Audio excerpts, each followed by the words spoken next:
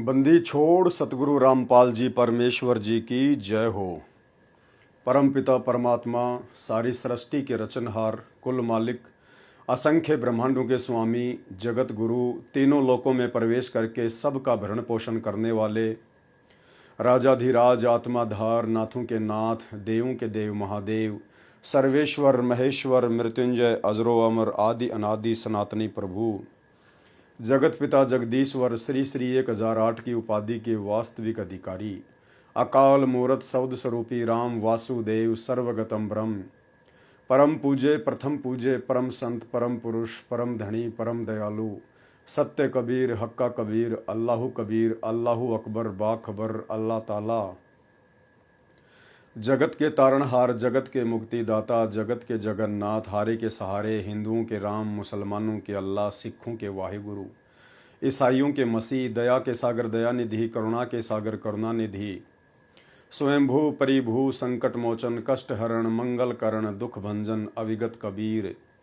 निर्विकार निर्विषम परमात्मा, अलय अलेख सतगुरु, आदि अनादि सतगुरु, असली मर्यादा पुरुषोत्तम, असली राम, असली कृष्ण, असली घनश्याम, असली मुरारी, राजाओं के राजा, महाराजाओं के महाराजा, शहंशाहों के शहंशाह, सम्राटों के सम्राट, भगवानों के भगवान, अल्लाहों के अल्लाह, मसीहों के मसीह, सच्चे वाहिगुरु, बाबाओं के बाबा, पीरों के पीर, सेठों के सेठ, जगत सेठ, सावल सा सेठ, सर्वगुण संपन्न, अनंत कोटि कलाओं के स्वामी, अनंत कोटि ब्रह्मांडों के नायक, योगियों में महायोगी, ध्यानियों में महाध्यानी, सिद्धों में परम सिद्ध, ज्ञानियों में तत्व ज्ञानी, ब्रह्म ज्ञानी, महाज्ञानी, परम ज्ञानी, सर्वश्रेष्ठ ज्ञानी, विज्ञानी, युवा कबीर, समर्थ कबीर, असमवाद, अमित ओजा, सच्चे रहनुमा, करीम अल्लाह, सुभान अल्लाह, दुनिया के अंतिम पैगंबर, 8 सितंबर 1951 से गांव धनाना, जिला सोनीपत, हरियाणा, भारतवर्ष की पावन भूमि पे प्रकट रियल कल की भगवान श्री नारायण साकार हरि, श्री बाबा साहेब स्वयंभू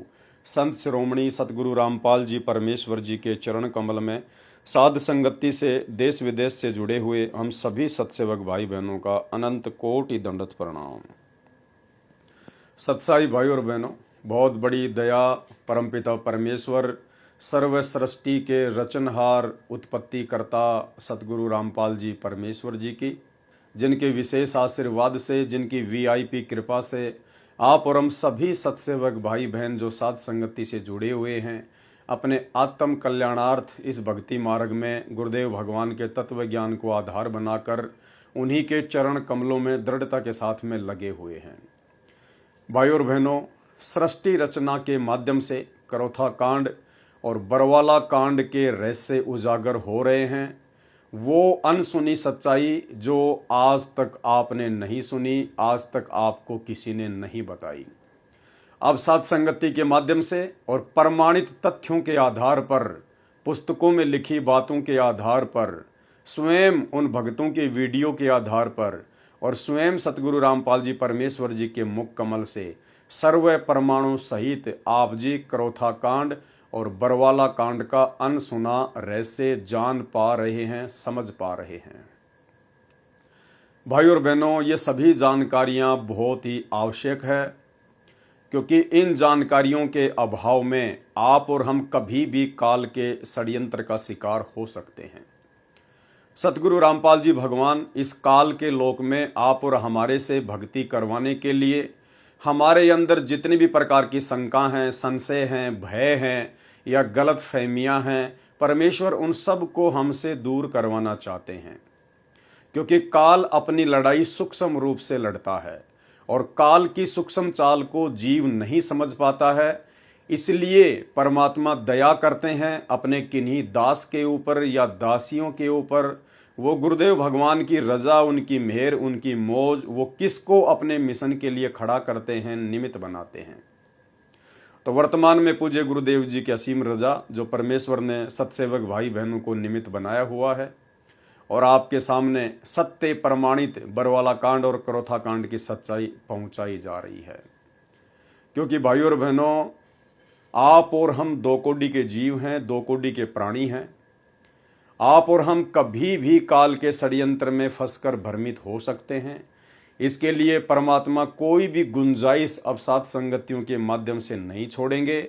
आने वाले 1000 वर्ष तक जो परमेश्वर का मार्ग निर्बाध रूप से चलने वाला है, उस मार्ग में परमेश्वर की आत्मा किसी भी प्रकार से काल के षड्यंत्र का शिकार ना बन सकें। इसके लिए परमात्मा किसी भी प्रकार की कोई भी कमी ना तो स्वयं रखेंगे और यथासंभव अपने दास दासियों को सेवा देते हुए उनके माध्यम से भी कंप्लीट जानकारी अपने तमाम आत्माओं तक पहुंचाएंगे। तो भाई और बहनों, आज का बरवाला कांड के ऊपर हमारा ये पार्ट नंबर 2 है। और वैसे यदि देखा जाए, जो तमाम वीडियो बन रहे हैं करोथा कांड और बरवाला कांड के ऊपर, उसी हिसाब से हमारा ये 8वें नंबर का पार्ट है। और दास आपसे रिक्वेस्ट करेगा, प्रार्थना करेगा, यदि आप जी डायरेक्ट ये 8वां पार्ट देख रहे हैं, आज पहली बार यदि आप जुड़ रहे हैं, तो यदि आपने 1 नंबर पार्ट से वीडियो देखने शुरू नहीं किए हैं तो आप जी को कुछ भी समझ में नहीं आने वाला है, क्योंकि हर एक वीडियो की कड़ी हर एक पहले वाली वीडियो से जुड़ी हुई है। जब तक आप पार्ट नंबर 1 से सारे वीडियो देखते हुए नहीं आएंगे, तब तक आपको बीच में से कोई भी वीडियो सही प्रकार से समझ में नहीं आएगा। तो आप जी 1 नंबर पार्ट से देखना शुरू करें। और ये वीडियो देखने के लिए आप फेसबुक पर पेज को सर्च करें, पवन दास इज लाइव, वहां पर आपको सभी वीडियो मिलेंगे। इसके अलावा इस वीडियो के ऊपर जो टाइटल है उसमें भी आपको लिंक दिए हुए मिल जाएंगे। आप जी लिंक ओपन करके भी सारे पार्ट देख सकते हैं। तो भाई और बहनों, कल हमारा पहला नंबर का वीडियो था बरवाला कांड के ऊपर। परमात्मा ने एक प्रकार से भूमिका बनवाई और भूमिका के माध्यम से आप जियों को इतना तो जरूर समझ में आ गया होगा कि बरवाला कांड 2014 जो हुआ है, उस बरवाला कांड को करवाने के पीछे ना ही तो किसी प्रकार से किसी आर्य समाजी का हाथ है, ना किसी आर्य समाजी संस्था का हाथ है, और ना ही प्रशासन का कोई हाथ है। बरवाला कांड 2014 के पीछे यदि किसी का हाथ है तो सतलोक आश्रम मैनेजमेंट हरियाणा का हाथ है।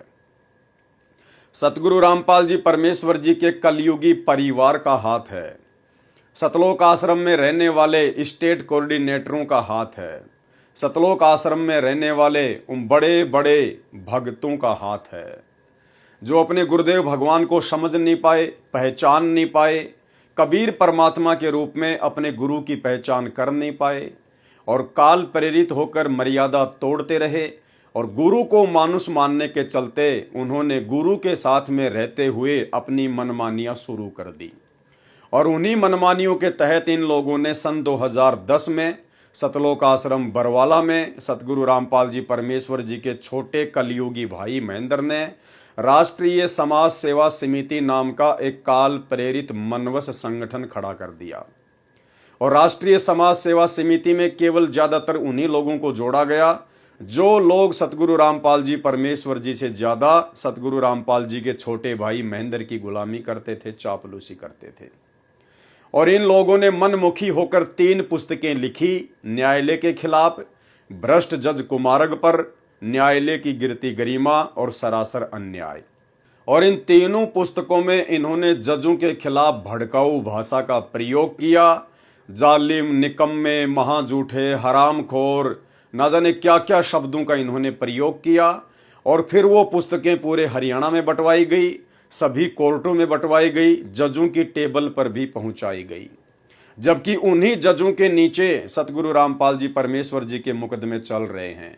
तो आप जी खुद विचार कर सकते हैं कि यदि उन्हीं जजों के खिलाफ आप जी इस प्रकार से भगत होकर अभद्र भाषा का प्रयोग करेंगे, लिखेंगे, तो आप जी के सतगुरुदेव जी के मुकदमों के ऊपर क्या असर पड़ेगा। लेकिन भाई इन लोगों को इन सब बातों से कोई मतलब नहीं था, क्योंकि ये तो पूरी तरह से काल भगवान के गुलाम बनकर अपनी सेवा में लगे हुए थे। इनको ना आगे का पता था ना पीछे का पता था, ये केवल पूरी तरह से काल प्रेरित थे। काल ने इनसे जो करवाना था केवल वही इनके अंदर प्रवेश करके उसने करवाया। यानी सीधा सीधा अपन कह सकते हैं कि जजों को भड़काकर काल का काम सतलोक आश्रम मैनेजमेंट हरियाणा के माध्यम से केवल एक ही था कि बरवाला कांड करवाया जाए, इस संत को बदनाम करवाया जाए, इस संत के भगतों को तोड़ा जाए। और वो काम उस काल ने बखूबी गुरुदेव के पूरे मैनेजमेंट को निमित्त बनाकर करवा दिया। उसके बाद बरवाला कांड हो जाता है। पूज्य गुरुदेव भगवान निर्दोष होते हुए भी अपने ही सतलोक आश्रम मैनेजमेंट हरियाणा की नादानी, नासमझी, अज्ञानता और अहंकार के चलते उन लोगों ने जो बरवाला कांड जैसी घटना को प्रशासन के साथ पंगा लेके जो जन्म दिया, उसी बरवाला कांड के चलते सतगुरु रामपाल जी भगवान को फिर जेल जाना पड़ा। उनके ऊपर मर्डर का मुकदमा लगा, देशद्रोह का मुकदमा लगा और फिर आगे चलकर अपने ही भक्तों की गलतियों के चलते सतगुरु रामपाल जी परमात्मा को देशद्रोह के मुकदमे में डबल आजीवन उम्र कैद की सजा मिली। खैर भाई और बहनों, ये बात अलग है कि ये स्वयं परमपिता परमेश्वर हैं, इनके ऊपर कोई भी उम्र कैद की सजा काम नहीं करती हैं, क्योंकि ये स्वयं स्वयंभू हैं, कबीर भगवान है और जिस भगवान की कोई उम्र ही नहीं है, भला उनके ऊपर उम्र कैद की सजा क्या काम करेगी। खैर ये सब तो आने वाले समय में पूरी दुनिया को पता चलेगा, पूरी दुनिया देखेगी। वर्तमान में तो लोग इन बातों पर यकीन नहीं करेंगे। केवल चंद ही आत्माएं हैं जो इन बातों पर आंख बंद करके विश्वास कर सकती हैं, क्योंकि उन्हें अपने गुरुदेव भगवान की पहचान हो चुकी है कि सतगुरु रामपाल जी कोई मानुष नहीं है, कोई आम संत, आम व्यक्ति, आम साधु नहीं है। ये स्वयं अल्लाह अकबर हैं, जिन्होंने पूरी कायनात को रचा है, पूरी सृष्टि को रचा है। और आज ये परमेश्वर इस प्रकार की भूमिका करते हुए अपनी आत्माओं को इस शैतान के षड्यंत्र से बाहर निकालने के लिए 8 सितंबर 1951 से धरती पर प्रकट हैं। तो भाई और बहनों, कहने का मतलब है, यदि हमने इस भक्ति मार्ग पर सफल होना है तो हमने अपनों से सावधान होकर चलना पड़ेगा। जी हाँ, काल ने बरवाला कांड के लिए उन्हीं लोगों को निमित्त बनाया जिन लोगों पर लाखों की संगत अंधविश्वास किया करती थी। हालांकि संगत को अंधविश्वास, ब्लाइंड फेथ करना चाहिए था अपने गुरुजी पर, अपने गुरुजी के मुख कमल से बोली गई बातों पर और अपने गुरुदेव के सत्संगों पर। लेकिन नादान संगत ने ज्ञान को आधार ना बनाकर ब्लाइंड फेथ कर लिया गुरुदेव के बेटा बेटी, भाई बंधु, रिश्तेदारों पर, उन तमाम कोऑर्डिनेटरों पर, बड़े बड़े सेवादारों पर, जो कि सारे के सारे मर्यादा तोड़ने के चलते काल की गोद में बैठे हुए थे। तो भाई और बहनों, अब हमने सावधान हो जाना है। परमात्मा हमें मौका दे रहे हैं ताकि आगे चलकर अपने उन्हीं भगत भाई बहनों की गलतियों से शिक्षा लेते हुए हम इस भक्ति मार्ग में कोई ऐसी गलती ना कर बैठें जिसके चलते हमारी भक्ति का तो सत्यानाश हो ही हो, साथ में हमारे गुरुदेव को भी किसी प्रकार की आपत्ति या दिक्कत। क्योंकि काल लोक में परमात्मा जिस प्रकार से एक आम संत, एक आम व्यक्ति की भूमिका कर रहे हैं, उस आधार से हम भगत आत्माओं की तरफ से हमारे गुरुदेव भगवान को किसी भी प्रकार की कोई भी समस्या का सामना ना करना पड़े। तो भाई और बहनों, आज हमारा ये दूसरा पार्ट है। आपने बहुत ही ध्यान से इन चीज़ों को समझना है और दास आपसे फिर से रिक्वेस्ट करेगा, फिर से आपसे प्रार्थना करेगा, यदि आपने 1 नंबर पार्ट से वीडियो देखने शुरू नहीं किए हैं तो आपको जरूर देखने चाहिए, अन्यथा आपको 5 नंबर पार्ट तो जरूर देखना चाहिए, क्योंकि 5 नंबर पार्ट में गुरुदेव भगवान ने स्वतंत्र कर्मों का जिक्र किया है। और स्वतंत्र कर्मों के तहत जब ये काल ये मनुष्य शरीर प्रदान करता है स्त्री या पुरुष का, तो ये 75% पाप कर्म और पुण्य कर्म मिलाकर जीव का प्रारब्ध बना देता है।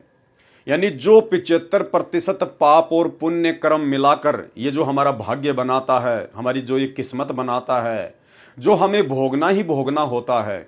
अगर दुख है तो दुख भोगने पड़ेंगे, सुख है तो सुख भोगने पड़ेंगे। 75% कर्मों के हम लोग अधीन होते हैं, परतंत्र होते हैं, क्योंकि काल हमारे संचित कर्मों से रेशियो निकालकर पाप और पुण्य का 75% हमारा भाग्य निर्धारित करता है। उसमें परम संत के अलावा कोई भी पृथ्वी पर चेंज नहीं कर सकता है। इसके अलावा 25% ये हमें छूट देता है स्वतंत्र कर्मों के माध्यम से, कि 25% मैं आपको छूट दे रहा हूं। आप मनुष्य योनि में हैं, अन्य योनियों से सर्वश्रेष्ठ हैं, और ये जो मनुष्य योनि है ये एक कर्म योनि है, यानी हम इसमें कर्म बना भी सकते हैं और बिगाड़ भी सकते हैं। और ये कर्म बनाना और बिगाड़ना उन 25% स्वतंत्र कर्मों के ऊपर निर्भर करता है। तो स्वतंत्र कर्मों के तहत आप और हम भगत भाइयों बहनों ने कितना सजग होना है, कितना सावधान होकर चलना है। आज एक छोटा सा उदाहरण दास आपको देना चाहेगा। स्वतंत्र कर्मों के उस लेख में गुरुदेव भगवान ने एक और चीज का जिक्र किया था, यदि आपने देखा हो तो। स्वतंत्र कर्मों का एक लेख मैं आपको थोड़ा सा दिखाना चाहूंगा दोबारा से। ये कबीर सागर के सरलार से गुरुदेव ने अनुवाद करते हुए उसके पेज नंबर 346 पर लिखा है, अध्याय कर्म बोध सारांश। क्रियावान कर्म। अपने जीवन काल में जो कर्म प्राणी करता है वे क्रियावान कर्म कहे जाते हैं। ये 75% तो प्रारब्ध कर्म होते हैं, यानी जो संस्कार यानी भाग्य में लिखे हैं वे किए जाते हैं। 25% कर्म करने में जीव स्वतंत्र होता है, यानी 25% कर्म करने में इस काल ने मनुष्य को स्वतंत्र रखा हुआ है। 75% कर्म करने में जीव बाध्य है, क्योंकि काल के द्वारा हमारा जो भाग्य बनाया जाता है वो 75% कर्म तो हमें भोगने के लिए बाध्य होना पड़ता है, उनमें कोई चेंजमेंट नहीं होता सच्चे सतगुरु की शरण में आए बिना, क्योंकि वे प्रारब्ध में लिखे होते हैं, परतंत्र हैं। परंतु पूर्ण संत मिलने पर परिस्थिति बदल जाती है। प्रश्न कहते हैं कि जीव कर्म करने में स्वतंत्र है। उत्तर दिया गुरुदेव ने, जीव मात्र 25% कर्म तो स्वतंत्र रूप से करता है। अपने जीवन काल में 75% कर्म तो प्रारब्ध वाले करने में परतंत्र है, विवश है। केवल 25% कर्म करने में जीव स्वतंत्र है। परंतु पूर्ण संत मिलने के पश्चात परिस्थिति बदल जाती है। अब क्या है जो मेन पॉइंट है भाइयों और बहनों, वो हमने देखना है। फिर क्या बताया गुरुदेव भगवान ने, प्रारब्ध में सुसंगत तथा कुसंगत भी लिखी होती है। स्वतंत्र कर्म तो हैं जिनके माध्यम से हम अपने कर्म बना भी सकते हैं, बिगाड़ भी सकते हैं। एक और महत्वपूर्ण बात गुरुदेव भगवान ने लिखी है कि जीव के भाग्य में यानी उसकी किस्मत में, उसके प्रारब्ध में सुसंगत यानी अच्छी संगत तथा कुसंगत यानी बुरी संगत भी लिखी हुई होती है। अब ये कुसंगत क्या है, सुसंगत क्या है, और वर्तमान में भक्ति मार्ग में इसका कितना बड़ा योगदान है, और कहां कहां जीव इसका फायदा उठा रहे हैं और कहां कहां जीव हानि उठा रहा है। आज एक पीला पर्चा सतलोक आश्रम मैनेजमेंट हरियाणा की तरफ से निकाला गया है। पीला पर्चा दास आपको दिखाना चाहेगा।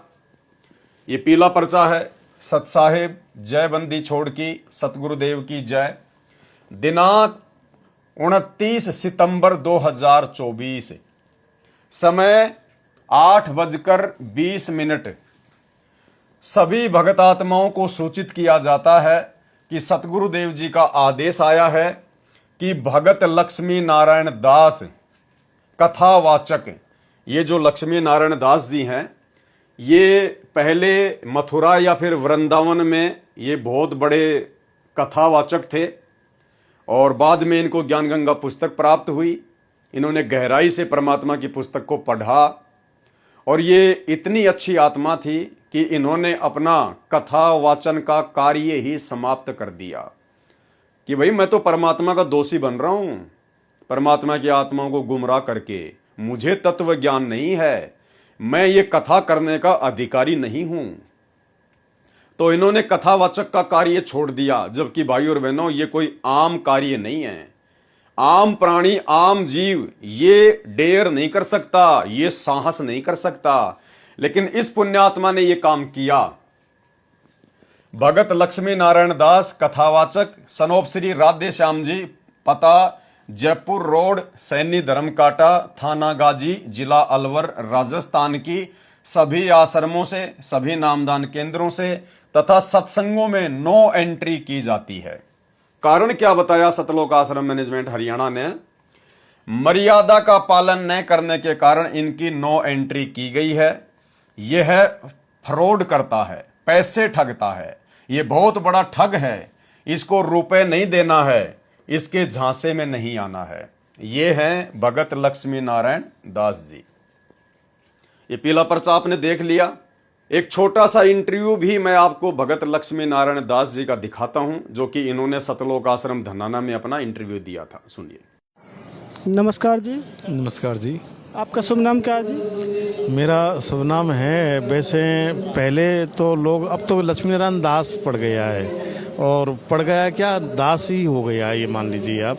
लेकिन पहले जो लोग जानते थे वो परम श्रद्धेय श्री लक्ष्मी नारायण जी महाराज जी के नाम से जानते थे, क्योंकि मैं कथावाचक हूँ। वृंदावन में आश्रम रहा है मेरा, और उसके बाद में यानी कि कथा करता था मैं, काफ़ी साल हो गए करते करते, करीबन 16-17 साल की उम्र में कथा करने लगा हूँ। ये सर आप जो ज्ञान गंगा पुस्तक लिए हुए हैं तो आज आप क्या संत रामपाल जी महाराज जी के भगत हैं? जी, मैं करीबन यानी कि 29 यानी कि फरवरी को जुड़ा हूँ। अच्छा, तो सर आप कथावाचक थे, तो आपको ऐसा कि इस ज्ञान गंगा पुस्तक में क्या मिला जो परमात्मा संत रामपाल जी भगवान के आज आप शिष्य बन गए? इस ज्ञान गंगा जो गीता ये संत रामपाल जी ने जो निकाली है, सबसे बड़ी बात तो कि जीव हमारी जाति है, मानव धर्म हमारा, हिंदू मुस्लिम सिख ईसाई धर्म नहीं कोई न्यारा। कारण सबसे पहली बात तो ये है कि सबको एक समान है यहाँ इनकी नज़रों में, और कोई जाति का भेदभाव नहीं है। और यहाँ कलेक्टर या गरीब हो अमीर हो, सबको एक नज़र से देखा जाता है, और एक नज़र से और एक जैसा ही स्वागत होता है। ये नहीं कि उसके लिए अलग से कमरा रूम फिट कर दिया इसी का, ऐसा कुछ नहीं है। यहाँ ये भी देखा है इनके बारे में। और दूसरी बात ये है कि जो ज्ञान गंगा गीता जो थी ये मेरे सामने आई, क्योंकि मैं मंडावर जा रहा था मेहंदीपुर बालाजी के लिए, तो वहाँ कुछ भगत जगत हमें मिले, तो सभी ने हमारा स्वागत किया। तो वहाँ जैसे ही कुछ 2 संत आ रहे थे, वो भगत आ रहे थे संत रामपाल जी के, उन्होंने सत साहब बोला, तो हमने सत साहब जब सुना तो हम समझ गए कि ये तो संत रामपाल जी के शिष्य हैं, तो ये मगजमारी मारेंगे, ये कहाँ से आ गए। लेकिन वो तो सेल्फ स्टार्ट, इनके शिष्य तो सेल्फ स्टार्ट है एकदम, फिर बोलना चालू कर दिया। फिर इन्होंने जानकारी करी, शांत गीता लेके आए थे, गीता प्रेस वाली गोरखपुर वाली, उस गीता के बारे में यानी कि बताया, ब्रज के बारे में यानी कि लिखा था आना, और संत रामपाल जी की जो पुस्तकों में और गीता में पढ़ा तो उसमें लिखा है जाना। तो हम बस वहीं हमारा दिमाग ठनक गया कि बताओ, हम तो चक्कर में पड़ रहे थे कि मात्र भगवान श्री कृष्ण ने कोई सर्वेश्वर मान बैठे अपने आप में कि यही हैं, और फिर इसके ब्रह्मा विष्णु महेश और फिर आदि शक्ति यानी दुर्गा निरंजन तक सीमित थे। इससे आगे तो और भी है। तो सर आपने ज्ञान गंगा पुस्तक से और भगवान कौन कौन है इसके बारे में क्या जाना? अभी कुल मिला के यही है कि कबीर जी जो हैं, ये हम पहले तो कवि समझते थे, और मतलब यानी कि बहुत तीव्र बुद्धि वाले, और मानते थे इसको, क्योंकि हम छोटे छोटे थे तो ऐसी वाणी बोली है। तो भाई और बहनों, आपने पीला पर्चा पढ़ लिया और भगत लक्ष्मी नारायण दास जी का इंटरव्यू भी देख लिया। अब भाई और बहनों, ये सब कुछ क्यों हुआ? इतना सब कुछ इनके समझ में आने के बावजूद इन्होंने ऐसे कर्म करने प्रारंभ क्यों किए? हालांकि मुझे नहीं पता कि ये वास्तव में पैसे ठग रहे हैं या नहीं ठग रहे हैं, मेरे पास में इस बात का कोई प्रमाण नहीं है। लेकिन सतलोक आश्रम मैनेजमेंट हरियाणा ने ये पीला पर्चा निकाला है। वो अपनी तरफ से कह रहे हैं ये बात कि ये व्यक्ति लोगों से पैसे ठगने लग गया, भक्तों से, ये बहुत बड़ा ठग है, ये फ्रॉड करता है। तो ये सतलोक आश्रम मैनेजमेंट हरियाणा की स्टेटमेंट है, उनका कहना है। और बाकायदा लक्ष्मी नारायण दास जी की इन्होंने फोटो भी लगाई है और पूरा इनका जिक्र किया है, पूरा इनका एड्रेस लिखा हुआ है। भाई और बहनों, इतनी अच्छी आत्मा जो अपने हजारों चेलों को छोड़कर सतगुरु रामपाल जी भगवान के हिसार जेल में रहते सहते उनके ज्ञान को आधार बनाकर उनका चेला बन जाए, ये कोई सामान्य आत्मा नहीं हो सकती है। और सतगुरुदेव भगवान से जुड़ने के बाद, इन आश्रमों से नाम उपदेश लेने के बाद और काफी समय तक सतलोक आश्रम मैनेजमेंट हरियाणा की संगति करने के बाद भी इस आत्मा ने आखिर ऐसी गलती क्यों की? क्यों इस आत्मा की सभी आश्रमों से नो एंट्री की गई? भाई और बहनों, कारण है प्रारब्ध कर्मों में लिखी हुई सुसंगत और कुसंगत। क्या कहा गुरुदेव भगवान ने? प्रारब्ध में यानी भाग्य में सुसंगत तथा कुसंगत भी लिखी होती है। यह परमात्मा की विशेष आत्मा थी, पुण्य आत्मा थी। ज्ञान समझ के गुरुदेव भगवान से तो जुड़ गई अपने आत्म कल्याण के लिए, लेकिन भाई और बहनों, इस आत्मा के भाग्य में कुसंगत लिखी हुई थी। इसके प्रारब्ध में सुसंगत यानी साध संगति से जुड़ना हुआ नहीं लिखा था। सतगुरु से जुड़ने के बाद भी इसके भाग्य में सतलोक आश्रम मैनेजमेंट हरियाणा की कुसंगत लिखी हुई थी, और वो कुसंगत इसको सतगुरु की भक्ति से आज नीचे गिरा देती है। यानी इतना बड़ा रोल भक्ति मार्ग में सुसंगत और कुसंगत का। सतगुरु से नाम उपदेश लेने के बाद में यदि इस आत्मा को साध संगतियों का पता चल जाता और यदि यह आत्मा साध संगति से जुड़ जाती तो ये परमात्मा की एक नंबर की आत्मा होती, आज अपनी भक्ति बहुत अच्छी से कर रही होती। लेकिन इसके भाग्य में साध संगति नहीं थी, सुसंगत नहीं थी, इनके प्रारब्ध में कुसंगत लिखी हुई थी। और कुसंगत इन्होंने सतलोक आश्रम मैनेजमेंट हरियाणा की, जिसके चलते आज इनको परमात्मा से, इस अनमोल वस्तु से दूर होना पड़ रहा है। भाई और बहनों, कितना बड़ा रोल है सुसंगत और कुसंगत का। शुक्र मनाओ सतगुरु रामपाल जी भगवान का कि आप जियों को सुसंगत प्राप्त हुई। भले आपने उपदेश ले लिया था, बाद में आपने साथ संगति के वीडियो देखे, भले आपने संकल्प लिया और साथ संगति से जुड़ गए, आपके प्रारब्ध में सतगुरु रामपाल जी भगवान ने पहले से सुसंगत लिखी हुई है, सुसंगत। और इसी सुसंगत से जुड़ने के कारण, साध संगति से जुड़ने के कारण आप जी आज भक्ति मार्ग में किस कदर दृढ़ होकर मर्यादाओं का ध्यान रखकर भक्ति कर रहे हैं। और ये आत्मा इतना बड़ा त्याग करके भी, हजारों अपने शिष्यों को छोड़कर भी कथा वाचन का कार्य करते थे, लाखों रुपया महीने का कमाते थे।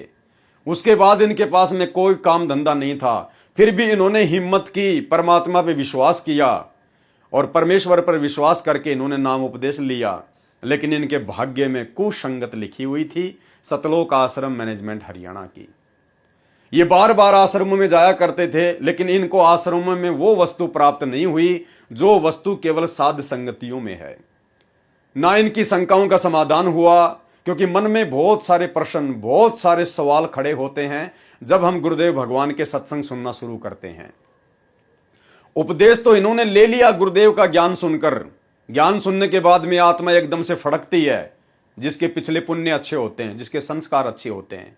तो नाम तो इसने जल्दबाजी में ले लिया, जोश जोश में ले लिया थोड़ा बहुत ज्ञान सुन के, लेकिन उसके बाद में जब ये काल मन में शंकाएं पैदा करता है, सत्संग सुनते जाओगे मन में शंकाएं पैदा होती जाएंगी, ऐसा क्यों, वैसा क्यों, ये क्यों, वो क्यों। उन सब बातों का जवाब इस भाई को सतलोक आश्रम मैनेजमेंट हरियाणा में नहीं मिला, क्योंकि वहां कोई ज्ञान चर्चा नहीं होती, उन आश्रमों में कोई ज्ञान चर्चा नहीं होती, कोई साध संगति नहीं होती, कोई शंका समाधान नहीं होता।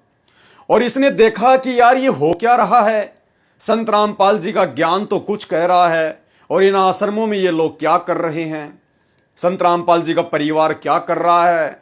और इन्होंने फिर विचार किया ठंडे दिमाग से कि यार जो काम लोगों को भगवान की आड़ में ठगने का मैं किया करता था, अरे वही का वही काम तो गुरुजी का परिवार भगवान की आड़ में, अपने गुरुजी की आड़ में, ज्योति और पाठ के नाम पर, दान के नाम पर, जमीन के नाम पर गुरुजी का परिवार संगत से कर रहा है।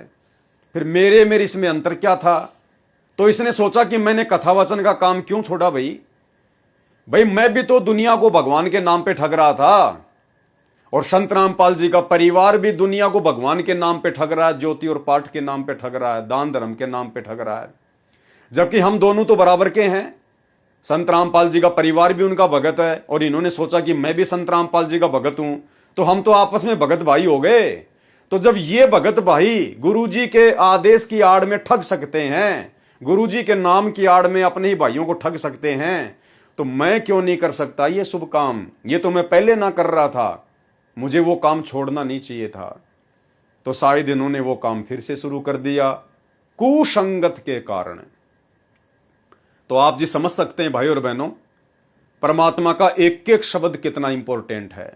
जो गुरुदेव ने जो स्वतंत्र कर्म हैं, जो कर्म बोध हैं, उसके अंदर जो लिखा है कि प्रारब्ध में सुसंगत तथा कुसंगत का भी असर पड़ता है। प्रारब्ध में सुसंगत तथा कुसंगत भी लिखी होती है। तो इस भाई के भाग्य में सतगुरु की शरण में आना तो लिखा ही लिखा था, साथ में सतलोक आश्रम मैनेजमेंट हरियाणा की काल एजेंटों की कुसंगत भी लिखी हुई थी। और इसी कुसंगत के चलते आज ये परमात्मा से दूर हो चुका है। और आने वाले समय में भाई और बहनों इसी प्रकार से जिन जिन की बैटरी डिस्चार्ज होती चली जाएगी, क्योंकि वर्तमान में तो किसी की भक्ति बन नहीं रही है। सतलोक आश्रम मैनेजमेंट हरियाणा के साथ में जितने भी लोग जुड़े हैं, चाहे लाखों चाहे करोड़ों, उनकी केवल बैटरी चल रही है, उनके पुण्य चल रहे हैं, उनकी वर्तमान भक्ति नहीं चल रही है, वर्तमान में गुरुदेव का आशीर्वाद उनके साथ में नहीं है, क्योंकि उन आत्माओं से तो इतने भक्ति विरुद्ध कुकर्म करवा दिए गए हैं सतलोक आश्रम मैनेजमेंट हरियाणा के द्वारा। राजनीति करना, राजनेताओं की चापलूसी करवाना, उनकी रैलियों में जाना, धक्के खाना, धनाना गांव में स्टेडियम बनाना, आश्रम में हॉस्पिटल का काम शुरू कर देना, भक्तों के ज्योति पाठ और दान के पैसे का दुरुपयोग करना, गुंडों की सीबीआई जांच में भक्तों को बैठाना, मर्यादा तोड़वाना, गुंडों की सीबीआई जांच के लिए भक्तों के दान का चंदे के रूप में 5-5 लाख रुपए देना, हरियाणा के जाट आरक्षण में जगत वालों के साथ भक्तों को बैठा देना, जाट आरक्षण में करोड़ों रुपया चंदे के रूप में भक्तों के ज्योति और पाठ का देना, सबकी मर्यादा तोड़वा दी गई है। तो थोड़े बहुत दिनों में आप जियों के सामने आ जाएगा, ये जितने भी जो लोग जुड़े हुए आज इन आश्रमों में जा रहे हैं, ये सब अपने अपने घर पे बैठ जाएंगे। अगर कोई अच्छी आत्मा होगी तो सात संगति की वीडियो देखकर गुरुदेव भगवान से अपनी तमाम गलतियों की अपने घर पर समायाचना मांग के भक्ति फिर से शुरू कर देगी, परमात्मा उसकी ज्योत वापस जला देगा। अन्यथा ये सब अपने घर पर बैठेंगे, कोई भक्ति से दूर हो जाएगा, कोई दूसरे पंथ में चला जाएगा, तो कोई अपनी उसी परंपरागत पूजा पाठ में लग जाएगा। तो इस भाई के भाग्य में ये कुसंगत लिखी हुई थी, और कुसंगत का कितना बड़ा कुप्रभाव इनके ऊपर पड़ा, आज ये परमात्मा से दूर हो चुके हैं। तो इसी प्रकार भाई और बहनों, ये जो बरवाला कांड का जो जनक है सतलोक आश्रम मैनेजमेंट हरियाणा, ये कुसंगत है, कुसंगत। और इसी कुसंगत ने बरवाला कांड से पहले जो पुस्तक लिखवाई थी भ्रष्ट जज कुमारग पर, जिसके ऊपर आप जी पहला वीडियो देख चुके हो, आज हमारा ये दूसरा वीडियो है। और इन्होंने क्या क्या कुकर्म किए, ये पुस्तक भ्रष्ट जज कुमारग पर लिखकर राष्ट्रीय समाज सेवा समिति के सर्व सदस्य, ये समिति पूर्ण रूप से धार्मिक तथा गैर राजनीतिक है। ये समिति कितनी गैर राजनीतिक है, ये मैंने आपको कल के वीडियो में अच्छे से उदाहरण देकर बता दिया, समझा दिया है। अब हम इस पुस्तक पर आगे बढ़ेंगे और देखेंगे कि और क्या क्या गलतियां सतलोक आश्रम मैनेजमेंट हरियाणा ने गुरुदेव भगवान के आश्रम में रहते सहते की, क्या क्या इन्होंने मनमानियां की। तो कल के वीडियो में आपने यहां तक पढ़ लिया था, देख लिया था कि किस प्रकार से हरियाणा का पूर्व मुख्यमंत्री भूपेंद्र सिंह हुड्डा, उसने अपनी कुर्सी को बचाए रखने के लिए और किस प्रकार से धोखा किया, फ्रॉडबाजी की। और सतलोक आश्रम मैनेजमेंट हरियाणा फिर 2019 में उसी भूपेंद्र सिंह हुड्डा को दोबारा से मुख्यमंत्री बनाने के लिए गुरुदेव भगवान के नाम की आड़ में पीले पर्चे निकाल के संगत की मर्यादा तोड़वाता है, हरियाणा की संगत से भूपेंद्र सिंह हुड्डा को वोट डलवाता है, उसका समर्थन करवाता है। जब इस कंस भूपेंद्र सिंह हुड्डा की कोई दाढ़ नहीं गली, पृथ्वी छोटी हो गई, उस समय उसी महापुरुष के चरणों में अर्ज लगाई, जिसके साथ सन 2006 से ही दुश्मन जैसा बर्ताव करता आ रहा था। खुद लिख रहे हैं राष्ट्रीय समाज सेवा समिति वाले, सतलोक आश्रम मैनेजमेंट हरियाणा वाले, भ्रष्ट जज कुमारग नामक इस पुस्तक में कि भूपेंद्र सिंह हुड्डा ने संत रामपाल जी के साथ में दुश्मन जैसा बर्ताव किया था। अरे तो भैया, उसी दुश्मन को तूने 2019 में वोट क्यों डलवाए? उसी दुश्मन के आप सतलोक आश्रम मैनेजमेंट हरियाणा वालों ने गुरुदेव के जेल जाने के बाद में उसका सपोर्ट करवा के, उसको वोट डलवा के आप लोगों ने उसके तलवे क्यों चाटे? आप अपने गुरुजी के पक्ष में हो या फिर विपक्ष में हो? असल में गुरुद्रोही कौन हुआ? जो अपने गुरुजी के दुश्मन का सपोर्ट कर रहा है 2019 में, तो असल गुरुद्रोही कौन हुआ? सतलोक आश्रम मैनेजमेंट हरियाणा। ये इन्हीं के हाथों से लिखी हुई पुस्तक है भाई और बहनों, दास केवल आपको पढ़ के दिखा रहा है। उस समय इस व्यक्ति ने जीभ निकाल रखी थी। मध्यस्थता करने वाले पूर्व केंद्रीय मंत्री जयप्रकाश के माध्यम से कहा कि मेरी सर्व गलतियां माफ करें, मैं भ्रमित था, आज मेरी आंखें खुल गई हैं, मुझे भले बुरे की पहचान हो गई है। ये तो राजनेताओं के डायलॉग होते हैं, झूठ पे झूठ बोलना, ये तो उनके डायलॉग होते हैं। आज तक जितने भी मुकदमे बनाए हैं सभी वापस लेकर समाप्त कर दूंगा, मेरी रक्षा करें। पहले तो आश्रम के मोजिज भक्तों ने उस मध्यस्थता करने वाले को मना कर दिया कि इस व्यक्ति का नाम भी नहीं लेना हमारे सामने। ये देखो भाई और बहनों, ये मनमानियां हैं। देखो, जिस प्रकार से कोई आदमी एक नौकर अपॉइंटमेंट करता है कि भाई तू मेरे घर पर चपड़ासी की नौकरी करेगा, पियोन की नौकरी करेगा, गार्ड बन के काम करेगा, और वो व्यक्ति अंदर अपना काम कर रहा होता है, मालिक। अब पियोन का काम क्या है, गार्ड का काम क्या है? गेट पर कोई भी आता है, कोई भी समाचार लाता है, कोई भी संदेशा लाता है, तो गार्ड का काम केवल उसको वहीं से वापस कर देने का नहीं है। गार्ड केवल नौकर है, नौकर दास है, गुलाम है। उसका काम है जो भी संदेशा आया है किसी का भी, वो अपने मालिक तक पहुंचाए और मालिक का जो जवाब हो वो वापस उसको पहुंचाए। दास का केवल इतना ही काम होता है, नौकर का। जबकि भूपेंद्र सिंह हुड्डा ने अपने मीडिएटर के माध्यम से जब गुरुजी से माफी मांगनी चाहिए, गुरुजी से मिलना चाहा, तो सतलोक आश्रम मैनेजमेंट हरियाणा के मोजिज भक्तों ने, यानी मुख्य भक्तों ने अपने आप ही सलाह मशवरा करके और मना कर दिया कि हम उस व्यक्ति से नहीं मिलना चाहते। ये है मनमाना आचरण, अपने आप को बहुत बड़ा समझना, अहंकार में चूर हो जाना।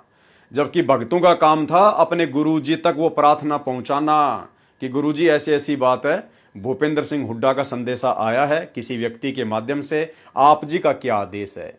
अब जैसा आदेश गुरुजी दें वैसा ही आप उनको बता दो। लेकिन ये लोग तो राष्ट्रीय समाज सेवा समिति बना के, और राष्ट्रीय समाज सेवा समिति का मैंने आपको जो पॉइंट नंबर 12 दिखाया, जो इनका नियम था कि हम राष्ट्रीय समाज सेवा समिति वाले अर्थात सतलोक आश्रम मैनेजमेंट हरियाणा वाले संत रामपाल जी से किसी भी कार्य में कोई दिशा निर्देश नहीं लेंगे।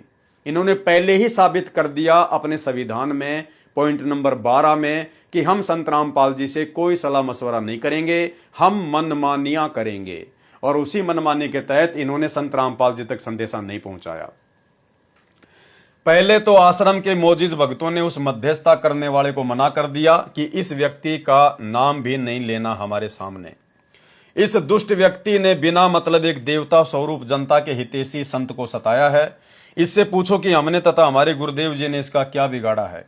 बहुत विनय करने पर तथा विशेष भक्तों के माध्यम से प्रार्थना आने पर, उसके बाद जब बहुत ज्यादा विनय की गई, प्रार्थना की गई, तो जालिम भूपेंद्र सिंह हुड्डा की याचना गुरुदेव जी को बताई गई। उसके बाद में फिर कहीं जाकर गुरुदेव तक इन्होंने वो प्रार्थना पहुंचाई, किसकी? जालिम भूपेंद्र सिंह हुड्डा की। और उसी जालिम को इन्होंने 2019 में वोट डालकर अपना बालम बना लिया। फिर गुरुदेव भगवान ने क्या जवाब दिया? ये गुरुदेव भगवान का जवाब ध्यान रखना भाई और बहनों, आगे काम आएगा। गुरुदेव भगवान ने, अंतर्यामी गुरुदेव भगवान ने क्या जवाब दिया? गुरुदेव जी ने कहा कि यह व्यक्ति कोई मुकदमे वापस नहीं लेगा। क्या कहा सतगुरु रामपाल जी भगवान ने? कि भाई ये व्यक्ति भूपेंद्र सिंह हुड्डा कोई मुकदमे वापस नहीं लेगा, ये झूठ बोल रहा है, ये डेढ़ शाना बन रहा है अपनी सरकार बचाए रखने के लिए, ये कोई मुकदमे वापस नहीं लेगा। ये व्यक्ति कोई मुकदमे वापस नहीं लेगा क्योंकि इसके भाग्य में भलाई नहीं है। ध्यान रखना भाई और बहनों, ये लाइन आगे काम आएगी। ये व्यक्ति कोई मुकदमे वापस नहीं लेगा क्योंकि इसके भाग्य में भलाई नहीं है। परमात्मा ने इसका भाग्य बता दिया, इसका प्रारब्ध बता दिया, इसकी किस्मत बता दी कि भूपेंद्र सिंह हुड्डा के भाग्य में भलाई नहीं है। जैसा कि टीवी चैनलों पर चल रही खबरों से पता चलता है कि वे दुष्ट लोग डटकर सड़क पर बैठ गए हैं, आश्रम खाली कराने की जिद कर रहे हैं। यानी करोथा कांड के समय की बातें हो रही हैं। आश्रम पर मिलिट्री आ चुकी है। ये आर्य समाजी आचार्य जनता का नाश करना चाहते हैं तथा अन्य पार्टी वाले अपने राजनीतिक दुश्मन श्री भूपेंद्र सिंह हुड्डा को पद से हटाना चाहते हैं। इसलिए ये मासूम लोगों को मरवाना चाहते हैं जो इनके गंदे मंसूबों से परिचित नहीं है। आश्रम सर्वोच्च न्यायालय के आदेश से मिला है, किसी भी कीमत पर खाली नहीं कराया जा सकता। वहां पर लाशें बिछ जाएंगी। मेरी आत्मा नहीं मानती कि वहां नरसंहार हो। ऐसे आश्रम का आप क्या करोगे? इसलिए जनहित में आश्रम खाली कर देना उचित है। सरकार से वायदा कराएं कि आश्रम की सुरक्षा मिलिट्री को सुपुर्द करें। तत्कालीन मुख्यमंत्री भूपेंद्र सिंह हुड्डा ने यह शर्त मंजूर कर ली। गुरुदेव भगवान की यह शर्त उसने मंजूर कर ली अपनी सरकार बचाए रखने के लिए। आश्रम खाली कर दिया गया। तब उस कंस भूपेंद्र की सरकार बची। 2013 की बात है ये। 12 मई 2013 से 26 अक्टूबर 2014 तक 1.5 वर्ष का इस कृतगनी को राज्य हमारे सतगुरुदेव जी का बख्शा हुआ था। उसके पश्चात आगे क्या लिख रहे हैं सतलोक आश्रम मैनेजमेंट हरियाणा वाले भूपेंद्र सिंह हुड्डा के विषय में? उसके पश्चात यह कृतगनी व्यक्ति भूपेंद्र सिंह हुड्डा आश्रम में संत जी का धन्यवाद करने भी नहीं आया। यानी 2013 में गुरुदेव ने भूपेंद्र सिंह हुड्डा की याचना पर, उसकी प्रार्थना पर कि साहब मेरी सरकार गिर जाएगी, आश्रम तो मैं खाली करा नहीं सकता आप लोगों से, क्योंकि आपको जो है सुप्रीम कोर्ट से मिला है। अब अगर मेरी सरकार आप जी बचा सकते हो तो बचा दीजिए। उधर से आर्य समाजी मुझे परेशान कर रहे हैं, दुखी कर रहे हैं। आप जी करोथा आश्रम को खाली कर दीजिए ताकि आर्य समाजी भी खुश हो जाएं और मेरी सरकार बची की बची रह जाए। तो गुरुदेव भगवान ने कहा कि ठीक है, जा, तेरे को माफ किया। गुरुदेव ने आश्रम खाली करवा दिया, इसकी सरकार बच गई। उसके बाद सतलोक आश्रम मैनेजमेंट हरियाणा कह रहा कि ये कृतघ्नी व्यक्ति उसके बदले सतगुरु रामपाल जी भगवान का धन्यवाद करने के लिए आश्रम में भी नहीं आया। उसके पश्चात यह कृतघ्नी व्यक्ति भूपेंद्र सिंह हुड्डा आश्रम में संत जी का धन्यवाद भी करने नहीं आया। कब की बात है? 2013 की। अरे तो भैया, ऐसे कृतघ्नी आदमी को जब आप जानते थे, पहचानते थे, आपको पता था, 2013 की यह बात है, फिर 2019 में तुमने उसी कृतघ्नी व्यक्ति भूपेंद्र सिंह हुड्डा को संगत से वोट क्यों डलवाए? पीले पर्चे निकाल निकाल के, गुरुजी का ही आदेश बता बता के तुमने संगत से इस भूपेंद्र सिंह हुड्डा का समर्थन क्यों करवाया? ऐसे कंस और कृतघ्नी व्यक्ति का तुम्हारे शब्दों में। तो बताओ फिर गुरुजी का सबसे बड़ा दुश्मन कौन हुआ? सतलोक आश्रम मैनेजमेंट हरियाणा। गुरुजी का परिवार जो गुरुजी के सबसे बड़े दुश्मन को 2019 में सपोर्ट कर रहा है। जबकि 13 मई 2014 को मध्यस्थता कराने वाला सीधा भूपेंद्र सिंह हुड्डा से बातें कर रहा था। 3 दिन तक ये सो नहीं पाया था। भगत सुन रहे थे कि वह कह रहा था कि एक बार मेरे गले से फांसी निकलने दो, इस समस्या का हल हो जाने दो, मैं आश्रम में आऊंगा, कहो तो आज रात को ही आ जाऊं। गरज निकली, बच्चा सुखी, काम बना तो किसी की जरूरत कृतघ्नी व्यक्ति को नहीं होती। 18 मई 2013 को मध्यस्थता कराने वाले पूर्व केंद्रीय मंत्री श्री जयप्रकाश जी ने कहा कि मैं तो वायदा करता हूं, उसे पूरा करता हूं। मेरे सामने जो वादा मुख्यमंत्री जी ने किया है, मैं आपकी मीटिंग मुख्यमंत्री तत्कालीन से कराऊंगा। यानी भाइयों और बहनों, जिस व्यक्ति के माध्यम से मध्यस्थता हुई थी पूर्व केंद्रीय मंत्री जयप्रकाश के माध्यम से, तो भूपेंद्र सिंह हुड्डा तो गुरुजी का धन्यवाद करने के लिए आश्रम में आए नहीं, उसकी तो सरकार बच गई, वो तो अपनी फिर मौज में, मस्ती में। लेकिन जिस व्यक्ति ने मीडिएटर की भूमिका निभाई थी पूर्व केंद्रीय मंत्री जयप्रकाश ने, उस व्यक्ति ने सतलोक आश्रम में फोन किया महेंद्र के पास में, और उसने कहा कि मैं अपना वादा निभाऊंगा, मैं आप सतलोक आश्रम वालों की मीटिंग दिल्ली में भूपेंद्र सिंह हुड्डा के आवास पर करवाऊंगा। और ये सतलोक आश्रम मैनेजमेंट हरियाणा वाले मुख्य भगत, उसी कंस जालिम, इन्हीं के शब्दों में, उसी कंस कृतघ्नी जालिम व्यक्ति भूपेंद्र सिंह हुड्डा के घर पर दिल्ली में उसके साथ मीटिंग करने के लिए सतलोक आश्रम से चले जाते हैं। देखो भाई और बहनों, कितना बेबुद्धि का काम है। अरे आना चाहिए था उस आदमी ने आश्रम में, क्योंकि गुरुजी ने उसकी सरकार बचाई। धन्यवाद करने के लिए आना तो चाहिए था भूपेंद्र सिंह हुड्डा को सतलोक आश्रम बरवाला में। भाई फिर ये लोग क्यों जा रहे हैं दिल्ली में? ये सतलोक आश्रम मैनेजमेंट हरियाणा वाले दिल्ली में क्यों जा रहे हैं उसे मीटिंग करने? तुम्हारा क्या स्वार्थ था? लेकिन भाई और बहनों, ये भी पूरी तरह से राजनीतिक व्यक्ति, वो भी राजनीतिक, सतलोक आश्रम मैनेजमेंट हरियाणा भी राजनीतिक, ये राष्ट्रीय समाज सेवा समिति वाले भी राजनीतिक, टोटल अपनी मनमानियां करते थे। इनको क्या आवश्यकता थी दिल्ली जाने की, उस व्यक्ति से मीटिंग करने की? तुम्हारा क्या स्वार्थ था? और कौन कौन व्यक्ति गए भाई और बहनों, देखना। मैं आपकी मीटिंग मुख्यमंत्री तत्कालीन से कराऊंगा श्री भूपेंद्र सिंह हुड्डा जी से 18 मई 2013 को उसके दिल्ली निवास पर आश्रम के 1 नंबर भगत कौन? भगत महेंद्र दास जी, यानी सतगुरु रामपाल जी का छोटा कलयुगी भाई, गुरुजी के भाई। 2 नंबर भगत बलजीत दास जी, ट्रस्ट के महासचिव। 3 नंबर भगत राज कपूर जी को साथ लेकर श्री भूपेंद्र जी तत्कालीन मुख्यमंत्री जी से मिले। साथ में श्री महेंद्र सिंह चोपड़ा मुख्यमंत्री का पीए। कुल 6 व्यक्तियों के बीच में मीटिंग हुई। क्या आवश्यकता थी भाई इन लोगों को दिल्ली जाने की? अरे तुम भगत हो, तुम्हारे को भक्ति से मतलब है, या तुम राजनेता हो, तुम्हारे को राजनीति से मतलब है। उस भूपेंद्र सिंह हुड्डा को आना चाहिए था सतलोक आश्रम में गुरुजी का धन्यवाद करने के लिए, लेकिन उल्टा ये लोग जा रहे हैं दिल्ली में उसे मीटिंग करने के लिए। क्यों भाई? ये है भाई और बहनों बेबुद्धि के काम। भक्ति छोड़कर राजनीति में पड़ना, ये होती है काल प्रेरणा। इसको कहते हैं मनमाना आचरण। क्योंकि इन्हीं राष्ट्रीय समाज सेवा समिति वालों ने जब राष्ट्रीय समाज सेवा समिति बनाई तो दास ने आपको दिखाई दिया उसका पॉइंट नंबर 12, जिसमें इन्होंने साफ साफ लिखा है कि हम राष्ट्रीय समाज सेवा समिति वाले संत रामपाल जी से किसी भी कार्य में कोई दिशा निर्देश नहीं लेंगे। और 2013 की ये बात है, और 2014 में फिर बरवाला कांड हो जाता है। इसने अपना वायदा दोहराया कि मैं आपके सभी मुकदमे समाप्त कर दूंगा, परंतु झूठा तथा कर्महीन व्यक्ति कभी अच्छा कार्य नहीं कर सकता। ये पॉइंट ध्यान है ना भाई और बहनों आपको? जब ये लोग दिल्ली गए मीटिंग करने आश्रम वाले, तो भूपेंद्र सिंह हुड्डा ने कहा कि मैं वायदा करता हूं कि आपके सभी मुकदमे हटा दूंगा, लेकिन उसके बाद भी उसने कोई मुकदमे नहीं हटाए। उसके बाद ये सतलोक आश्रम वाले क्या लिख रहे हैं?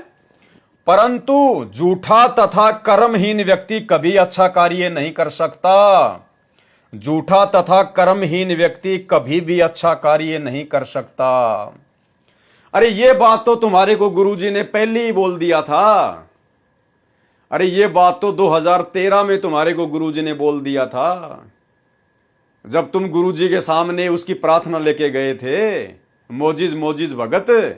तो गुरुजी ने क्या कहा था तुम्हारे को कि इस व्यक्ति के भाग्य में अच्छा करना नहीं लिखा है। थोड़ा सा बैक आ जाओ भाई और बहनों।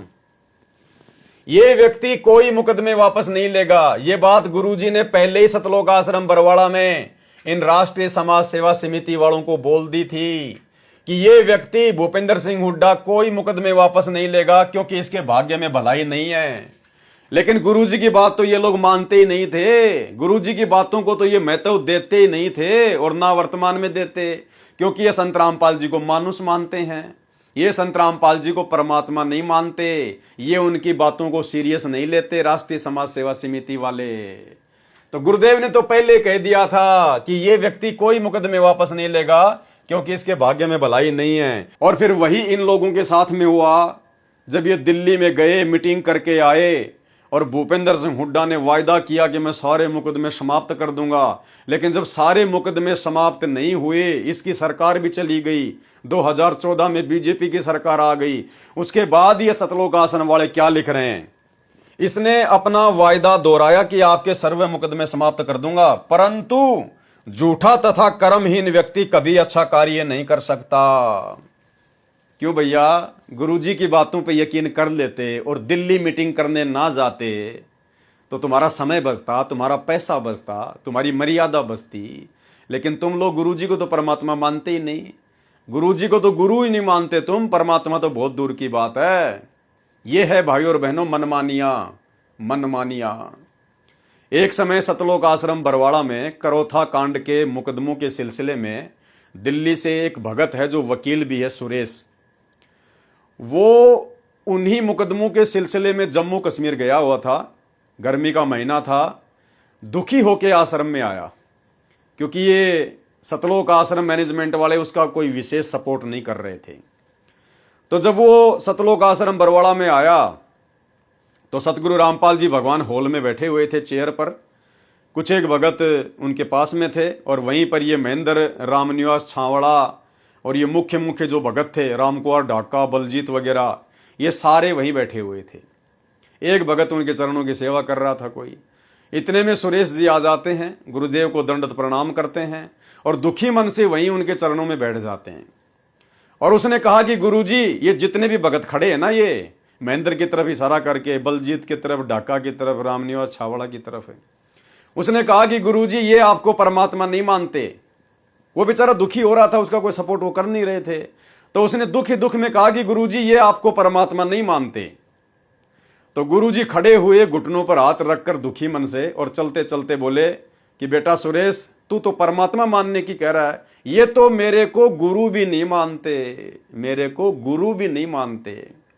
तो भाई और बहनों, अगर ये संत रामपाल जी को अपना गुरु भी मानते, गुरु का मतलब होता है गुरु जो शिक्षा दे दे उसकी शिक्षा के ऊपर अमल करना, तो गुरुदेव ने तो इनको पहले कह दिया था कि ये भूपेंद्र सिंह हुड्डा कोई मुकदमे वापस नहीं लेगा और भाई इसके भाग्य में अच्छाई करना नहीं लिखा है। तो वहीं समझ जाना चाहिए था।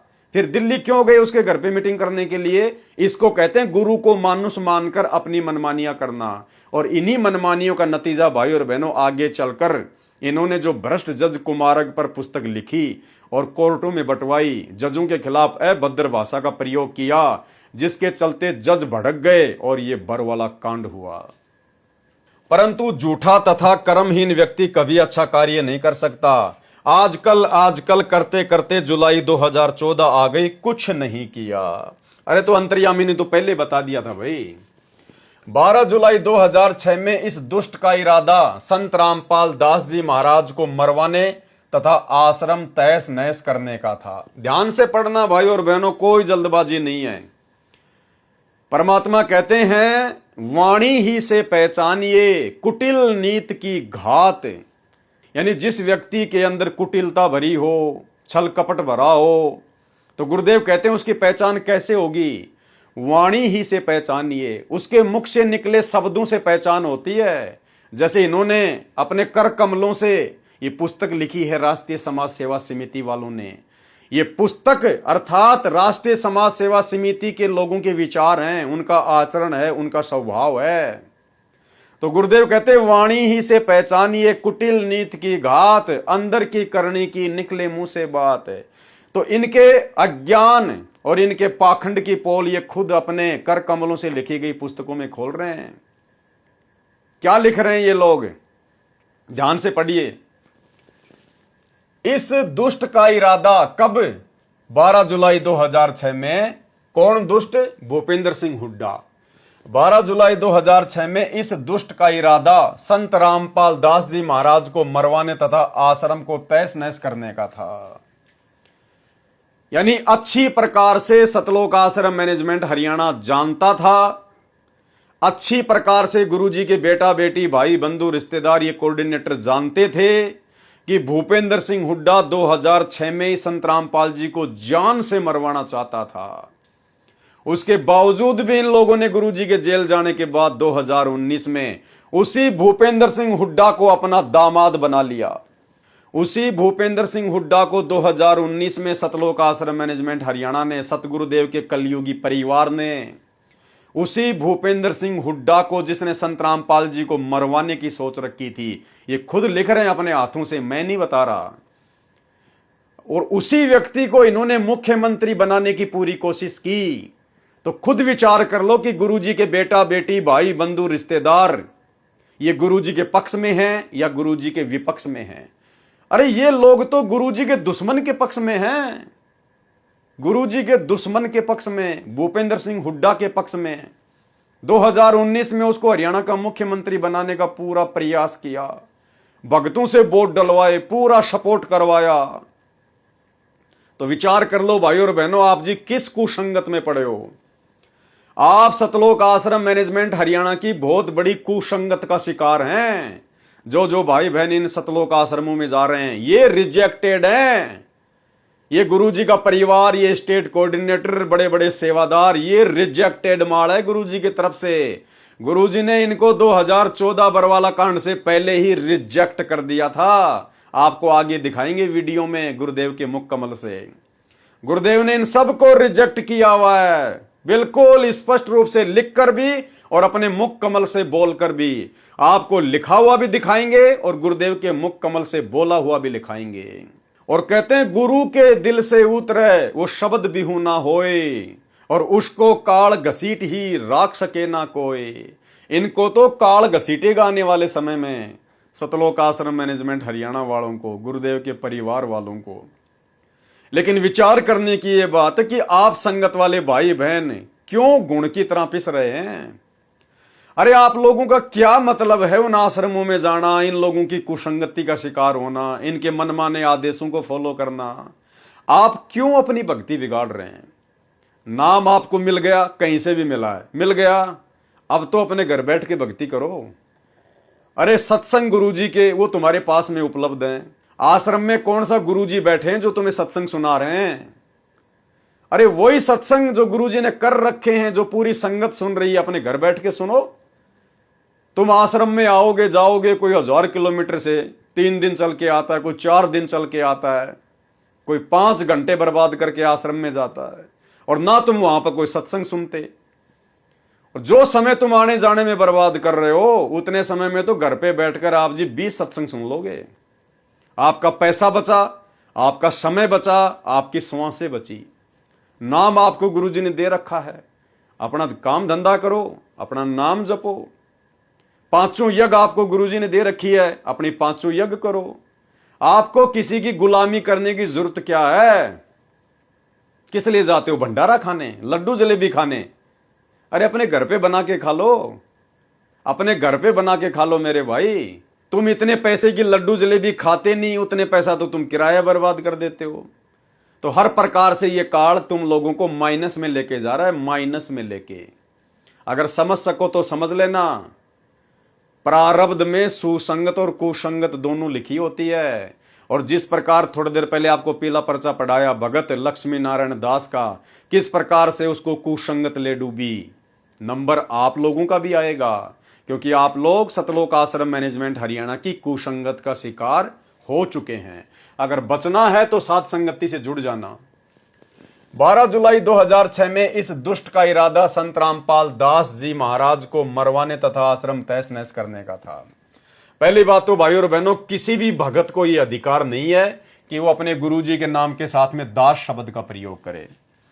अरे दास तो हम हैं गुलाम नौकर पाजी अपने गुरुजी के। एक भगत को कोई अधिकार नहीं है कि अपने गुरु के नाम के आगे दास शब्द का प्रयोग करे। मां दोषी होता है, मां दोषी। अरे ये तो अपने आप को छुपाते हुए दास का प्रयोग कर रहे हैं। आप और हमें दास की परिभाषा समझाने के लिए लिखते समय गुरुदेव अपने हाथों से दास शब्द लिखते हैं, रामपाल दास। लेकिन हम भक्तों को तो इतना ज्ञान हो जाना चाहिए ना कि इनके द्वारा दास शब्द लिखने का मकसद क्या है।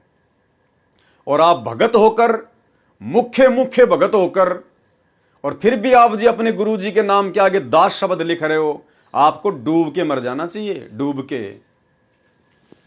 12 जुलाई 2006 में इस दुष्ट का इरादा संत रामपाल दास जी महाराज को मरवाने तथा आश्रम तहस नहस करने का था। परंतु कबीर जाको राखे साइयां, मार सके ना कोई, बाढ़ न बाका कर सके चाहे जग बैरी होई। ये वाणी जो इन्होंने सतगुरु रामपाल जी परमेश्वर जी के लिए प्रयोग की है कि जाको राखे साइयां, मार सके ना कोई, अर्थात सतलोक आश्रम मैनेजमेंट हरियाणा का कहना है कि भूपेंद्र सिंह हुड्डा ने तो 2006 में संत रामपाल दास जी महाराज को मरवाने का पूरा प्रोग्राम फिट कर दिया था। लेकिन जाको राखे साइयां तो मार सके ना कोई। लेकिन संत रामपाल जी के ऊपर कबीर भगवान का हाथ था, इसलिए वो उन्हें नहीं मार सके। अरे नालायको, जाको राखे साइयां, मार सके ना कोई। अरे साईं तो स्वयं सतगुरु रामपाल जी भगवान है। यहां पर आपने ये वाणी यूज नहीं करनी चाहिए थी। अरे ये वाणी तो हम भक्तों के लिए है। हम भक्तों के ऊपर जब कोई आपत्ति आती है, कोई परेशानी आती है, कोई दुख आता है, तो ये वाणी तो आप और हमारे लिए है कि जाको राखे साइयां, मार सके ना कोई। जिस आत्मा के ऊपर उस साईं सतगुरु रामपाल जी परमेश्वर जी की, इस कबीर भगवान की, इस सच्चे साई की दया दृष्टि होगी, उसका कोई बाल भी बाका नहीं कर पाएगा। अरे ये वाणी तो आप और हम जैसे 2 कोड़ी के भक्तों के लिए है, और तुमने ये वाणी प्रयोग कर दी सतगुरु रामपाल जी के लिए, यानी जाको राखे साइयां, मार सके ना कोई। अर्थात संत रामपाल जी के ऊपर तो उस साईं का, कबीर जी का हाथ है, इसलिए उनका कोई बाल भी बाका नहीं कर पाया।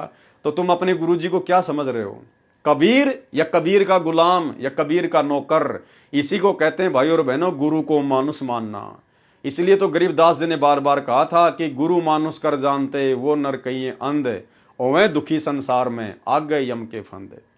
और परमात्मा कहते हैं भगत को कितना ज्ञान है, कितना वो अपने गुरु को पहचान पाया है। कहते हैं साधु शब्दा परखिए और दुख पड़े घरनार, सूर वीर जद जानिए जब रण बाजे तलवार। यानी साधु शब्दा परखिए, यानी भगत की पहचान उसके शब्दों से होती है। तो ये सतलोक आश्रम मैनेजमेंट हरियाणा वाले भगत, इनकी पहचान इन्हीं के हाथों से लिखी गई पुस्तकों से ये खुद ही करवा रहे हैं कि हम संत रामपाल जी को क्या समझते हैं।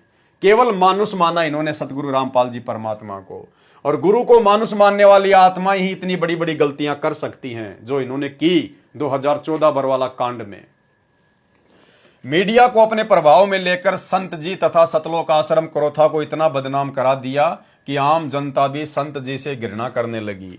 जिस भूपेंद्र सिंह हुड्डा ने संत रामपाल जी को इतना बदनाम करवाया, 2006 में इतना बदनाम करवाया कि आम जनता भी संत रामपाल जी के नाम से हरियाणा में नफरत करने लगी।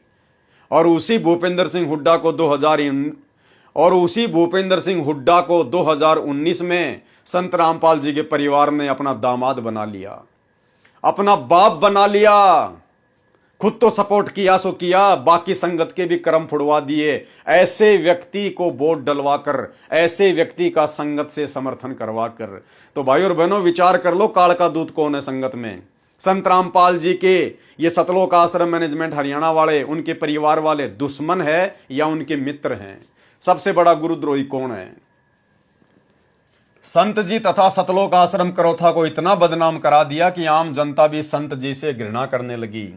परंतु सत्य को कुछ दिन दबाया जा सकता है, मिटाया नहीं जा सकता। ठीक इसी प्रकार तुम्हारी बकवाद आज पूरी संगत के सामने उजागर हो रही है। तुम्हारे ही हाथों से लिखी गई ये पुस्तक भ्रष्ट जज कुमार्ग पर आज तुम्हारे विचार, तुम्हारे इरादे, तुम्हारा अज्ञान, तुम्हारी घटिया सोच कि तुम गुरुजी को क्या मानते थे, आज भी क्या मान रहे हो, तुम्हारे हाथों से लिखी गई पुस्तकों से सबके सामने आ रही है। परंतु सत्य को कुछ दिन दबाया जा सकता है, मिटाया नहीं जा सकता। आज 28 अक्टूबर 2014 तक भूपेंद्र सिंह हुड्डा जमीन से नीचे गड्ढे में गिरा है। राज रहित है। संत रामपाल जी तथा उनका सत्य ज्ञान आज शिखर में है। प्रतिमा 25,000 अनुयायी बन रहे हैं। झूठे मुकदमे झूठे ही होते हैं। भूपेंद्र सिंह हुड्डा तत्कालीन मुख्यमंत्री ने वकीलों से कहा कि जल्दी जल्दी सजा कर दो। बताओ, इनको यहां तक भी पता है कि संत रामपाल जी को जल्दी जल्दी सजा करने के लिए जजों पर दबाव किसने डाला? भूपेंद्र सिंह हुड्डा ने। और ऐसे व्यक्ति को इन्होंने 2019 में वोट डाल के अपना बाप बना लिया। तो सोचिए, ये आश्रम वाले आपके गुरुजी के साथ में हैं या आपके गुरुजी के विरुद्ध हैं? इसको कहते हैं कुसंगत। ये संगत में सबसे बड़ी गंदगी है सतलोक आश्रम और सतलोक आश्रम मैनेजमेंट हरियाणा वर्तमान वाले। झूठे मुकदमे झूठे ही होते हैं। भूपेंद्र सिंह हुड्डा तत्कालीन मुख्यमंत्री ने वकीलों से कहा कि जल्दी जल्दी सजा कर दो। उनके वरिष्ठ वकील श्री रण सिंह कादियान ने कोर्ट से निकलते समय अपने साथी वकील से कहा कि इस मुकदमे में धांस भी नहीं है, अर्थात कुछ भी नहीं है, यह मुकदमा बनता ही नहीं, ठीक से बनाना चाहिए था। इसके पश्चात श्री भूपेंद्र सिंह हुड्डा ने अपने मुख्यमंत्री पद का प्रभाव डालकर जजों को सजा करने की सुपारी देनी शुरू कर दी।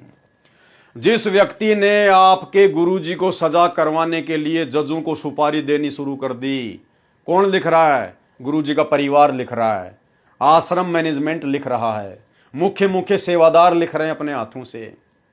और उसी भूपेंद्र सिंह हुड्डा को, जिसने आपके गुरुजी को सजा करवाने के लिए जजों को सुपारी दी, उसी व्यक्ति की गोद में 2019 में इन्होंने संगत को बैठा दिया। 2019 के चुनाव में उसी कांग्रेस पार्टी के भूपेंद्र सिंह हुड्डा को जिताने के लिए गुरुजी के परिवार ने कमर तोड़ कोशिश की। अब आप खुद ही सोच लेना भाई और बहनों, आप जी सुसंगत में हो या फिर कुसंगत में हो। जिसकी अधिक जानकारी पत्र और पुस्तक सच बनाम झूठ तथा न्यायालय की गिरती गरिमा में लिख चुके हैं। 12 जुलाई 2014 में एक षड्यंत्र और रचा। अब सतलोक आश्रम मैनेजमेंट हरियाणा वाले कह रहे हैं, गुरुजी के बेटा बेटी भाई बंधु रिश्तेदार क्या कह रहे हैं कि जुलाई 2014 में इस भूपेंद्र सिंह हुड्डा ने संत रामपाल जी के खिलाफ एक और षड्यंत्र रचा। क्या? इसी क्रम में सेशन जज सुशील कुमार गुप्ता रोहतक कोर्ट को भी संत रामपाल दास जी को सजा करने की सुपारी देकर रोहतक कोर्ट में भेजा। यानी इसी भूपेंद्र सिंह हुड्डा ने संत रामपाल जी के मुकदमों में जल्दी से सजा करने की सुपारी देकर जज सुशील कुमार गुप्ता को रोहतक की कोर्ट में लगा दिया। इतना सब कुछ इन लोगों को पता है, गुरुजी के परिवार वालों को, और उसके बाद भी इन्होंने उसी भूपेंद्र सिंह हुड्डा को मुख्यमंत्री बनाने के लिए अपनी चप्पलें तोड़ दी। इन्होंने संगत का पैसा भी बर्बाद किया, संगत से वोट भी डलवाए, संगत से सपोर्ट भी करवाया। अरे कौन है असली गुरुद्रोही भाई और बहनों? कितनी बार लिख चुके हैं ये लोग, खुद अपने हाथों से लिख रहे हैं। अगर पवन दास लिखे, पवन दास बताए तो कोई यकीन नहीं करे। खुद गुरुजी का परिवार सतलोक आश्रम मैनेजमेंट हरियाणा अपने हाथों से लिख रहा है, और उसी व्यक्ति को, गुरुजी के सबसे बड़े शत्रु को, फिर 2019 में इन्होंने अपने सिर पर बैठा लिया। तो ये सतलोक आश्रम मैनेजमेंट हरियाणा कौन है? इसीलिए दास बार बार कहता है कि गुरुजी के बेटा बेटी भाई बंधु रिश्तेदार और गुरुजी का भाई और ये कोऑर्डिनेटर, ये काल की तरफ से धरती पर सीधे सीधे उसके विशेष एजेंट हैं। ये सतगुरु रामपाल जी भगवान की संगत को तहस नहस करने के लिए, उनको बदनाम करने के लिए काल ने भेजे। और तुम लोगों को नादानी में लगता है कि सतलोक आश्रम मैनेजमेंट हरियाणा तो ज्ञान प्रचार कर रहा है। सतलोक आश्रम मैनेजमेंट हरियाणा ने तो बहुत सारे आश्रम खोल दिए, रक्तदान दे दान करवा रहा है, पाठ करवा रहा है, जगह जगह आश्रम खोल रहा है। तुम सोच रहे कि भाई ये गुरुजी के खिलाफ कैसे है? अरे भाई, अगर कोई मंत्री जिसको 10 करोड़ रुपए मिलते हैं काम करवाने के लिए, अगर वो 10 के 10 करोड़ रुपए खा जाएगा तो जनता भड़क नहीं जाएगी, जनता समझ नहीं जाएगी? तो वो कुछ प्रतिशत तो लगाएगा विकास के कार्यों में, तभी तो खा पाएगा। तो इसी प्रकार भाई और बहनों, जैसे जब ईस्ट इंडिया कंपनी भारत में आई, जब अंग्रेजों का शासन था, उस समय भी चापलूस जनता बहुत होती थी, जो स्वतंत्रता सेनानियों का, जो कि अंग्रेजों की सच्चाई बताया करते थे, उन स्वतंत्र सेनानियों का विरोध करती थी, और अंग्रेज जो हमारे देश को लूट रहे थे उनको अच्छा बताया करती थी। और जब हम सत्सेवकों की तरह जगह जगह जाकर वो स्वतंत्रता सेनानी लोगों को जागरूक किया करते थे कि भाई ये अंग्रेज हमारे देश को लूट रहे हैं, ये कोई विकास नहीं कर रहे, तो वो क्या कहते थे चापलूस लोग पता है? कि क्यों मूर्ख बना रहे हो तुम? ये अंग्रेज देखो भारत में रेलवे लाइन बिछा रहे हैं, इन अंग्रेजों ने बड़े बड़े बंदरगाह बना दिए, इन अंग्रेजों ने बड़ी बड़ी डामर की पक्की सड़कें बना दी है, बड़े बड़े स्कूल बना रहे हैं, बड़े बड़े पानी के जहाज बना रहे हैं, इन्होंने देखो कितनी सेना हिंदुस्तान में लाके खड़ी कर दी, और तुम कह रहे हो कि अंग्रेज भारत देश का विकास नहीं कर रहे। जबकि उन मूर्खों को यह समझ में नहीं आ रहा था कि नालायकों, ये अंग्रेज जो ये लंबी लंबी सड़कें बना रहे हैं, पक्की पक्की सड़कें बना रहे हैं, रेलवे लाइन बिछा रहे हैं, बंदरगाह बना रहे हैं, पानी के जहाज बना रहे हैं, अरे ये तुम्हारे को भिखारी बनाने के लिए बना रहे हैं और अपने स्वार्थ के लिए कर रहे हैं। ये रेलवे लाइन और पक्की सड़कें इसलिए बना रहे हैं ताकि भारत देश से जो कच्चा सामान है वो रेलवे लाइन के माध्यम से, रोड के माध्यम से आसानी से बंदरगाह तक ले जाया जा सके, और बंदरगाह से फिर पानी की जहाज में डाल के इंग्लैंड ले जाया जा सके, और इंग्लैंड से फिर पक्का माल हमारे देश में लाकर और तिगुनी चौगुनी कीमत पर आप और हमारे को ही बेचकर मुनाफा कमाया जाता था। अंग्रेज जो कुछ थोड़ा बहुत विकास कर रहे थे अपने स्वार्थ के लिए कर रहे थे, और उन अनपढ़ और नादान देशवासियों को लगता था कि ये देश का विकास कर रहे हैं। तो भाई इसी प्रकार ये जो सतलोक आश्रम मैनेजमेंट हरियाणा जो जगह जगह जो ये आश्रम खोल रहा है ना, ये अपने स्वार्थ के लिए खोल रहा है। और ये आश्रम, ये करोड़ों रुपए के आश्रम, ये अपने बाप दादाओं की जमीन बेच के या अपनी औरतों के गहने बेच के नहीं बनवा रहे। अरे तुम ही लोगों के खून पसीने की कमाई चूस चूस के बना रहे हैं। तुम लोग इनको फ्री के मजदूर मिले हुए हो। इनका क्या लग रहा है? कुछ नहीं लग रहा। इनके तो पांचों उंगली घी में है। मूर्ख बन रहा तो कौन बन रहा है? तुम बन रहे हो। मर्यादा टूट रही है तो किसकी टूट रही है? तुम लोगों की टूट रही है। तो नादानो, ये तुम्हारे को लूट रहा है काल प्रेरणा से। तुम्हारी मर्यादाएं खंडित करवाई जा रही हैं। तुम्हारा ही जूता और तुम्हारे सिर पे मारा जा रहा है। तुम्हारे पैसे से ये राजनीति कर रहे हैं और तुम्ही से राजनीति करवा कर, राजनेताओं का सपोर्ट करवा कर तुम्हारी मर्यादा तुड़वाई जा रही है। तुम्हारे पैसों से 50-50 लाख रुपए के बैडमिंटन के स्टेडियम बनवाए जा रहे हैं धनाना गांव में। अरे तुम्ही भक्तों के पैसों से, इन कुपात्रों ने तुमसे पैसा लिया, तुमने इन कुपात्रों को दान दिया और तुम्हारे दान का दुरुपयोग अभी ये स्टेडियम बनाने में कर रहे हैं, हॉस्पिटल बनाने में कर रहे हैं, गांव वालों के लिए बसें बनाने में, गुंडों की सीबीआई जांच में, हरियाणा के जाट आरक्षण में। तुम्हारा ही पैसा, तुम्हारा ही जूता तुम्हारे सिर पे मारा जा रहा है। और फिर भी तुम्हें लगता है कि ये गुरुजी के मिशन को आगे बढ़ा रहा है। इन्होंने तो गुरुजी के मिशन की अपनी तरफ से तो ऐसी तैसी करके रख दी है। ये ज्ञान गंगा पुस्तक बांटना और बंटवाना, 2-4 टीवी चैनल पे सत्संग चला देना, केवल यही गुरुजी के मिशन को आगे बढ़ाना नहीं है। अरे परमात्मा भगत बनाने आए हैं, मजदूर तो बहुत है परमात्मा के पास में। भगवान को मजदूरों की जरूरत नहीं है, भक्तों की जरूरत है। तो भाई और बहनों, अगर आप इनकी कुसंगति से निकल सकते हो तो निकल जाओ।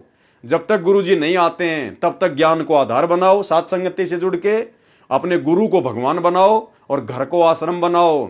अन्यथा ऐसे जाओगे इस धरती से जैसे गधे के सिर से सींग जाते हैं। तो इसी क्रम में सेशन जज सुशील कुमार गुप्ता रोहतक कोर्ट को भी संत रामपाल दास जी को सजा कराने की सुपारी देकर रोहतक कोर्ट में भेजा।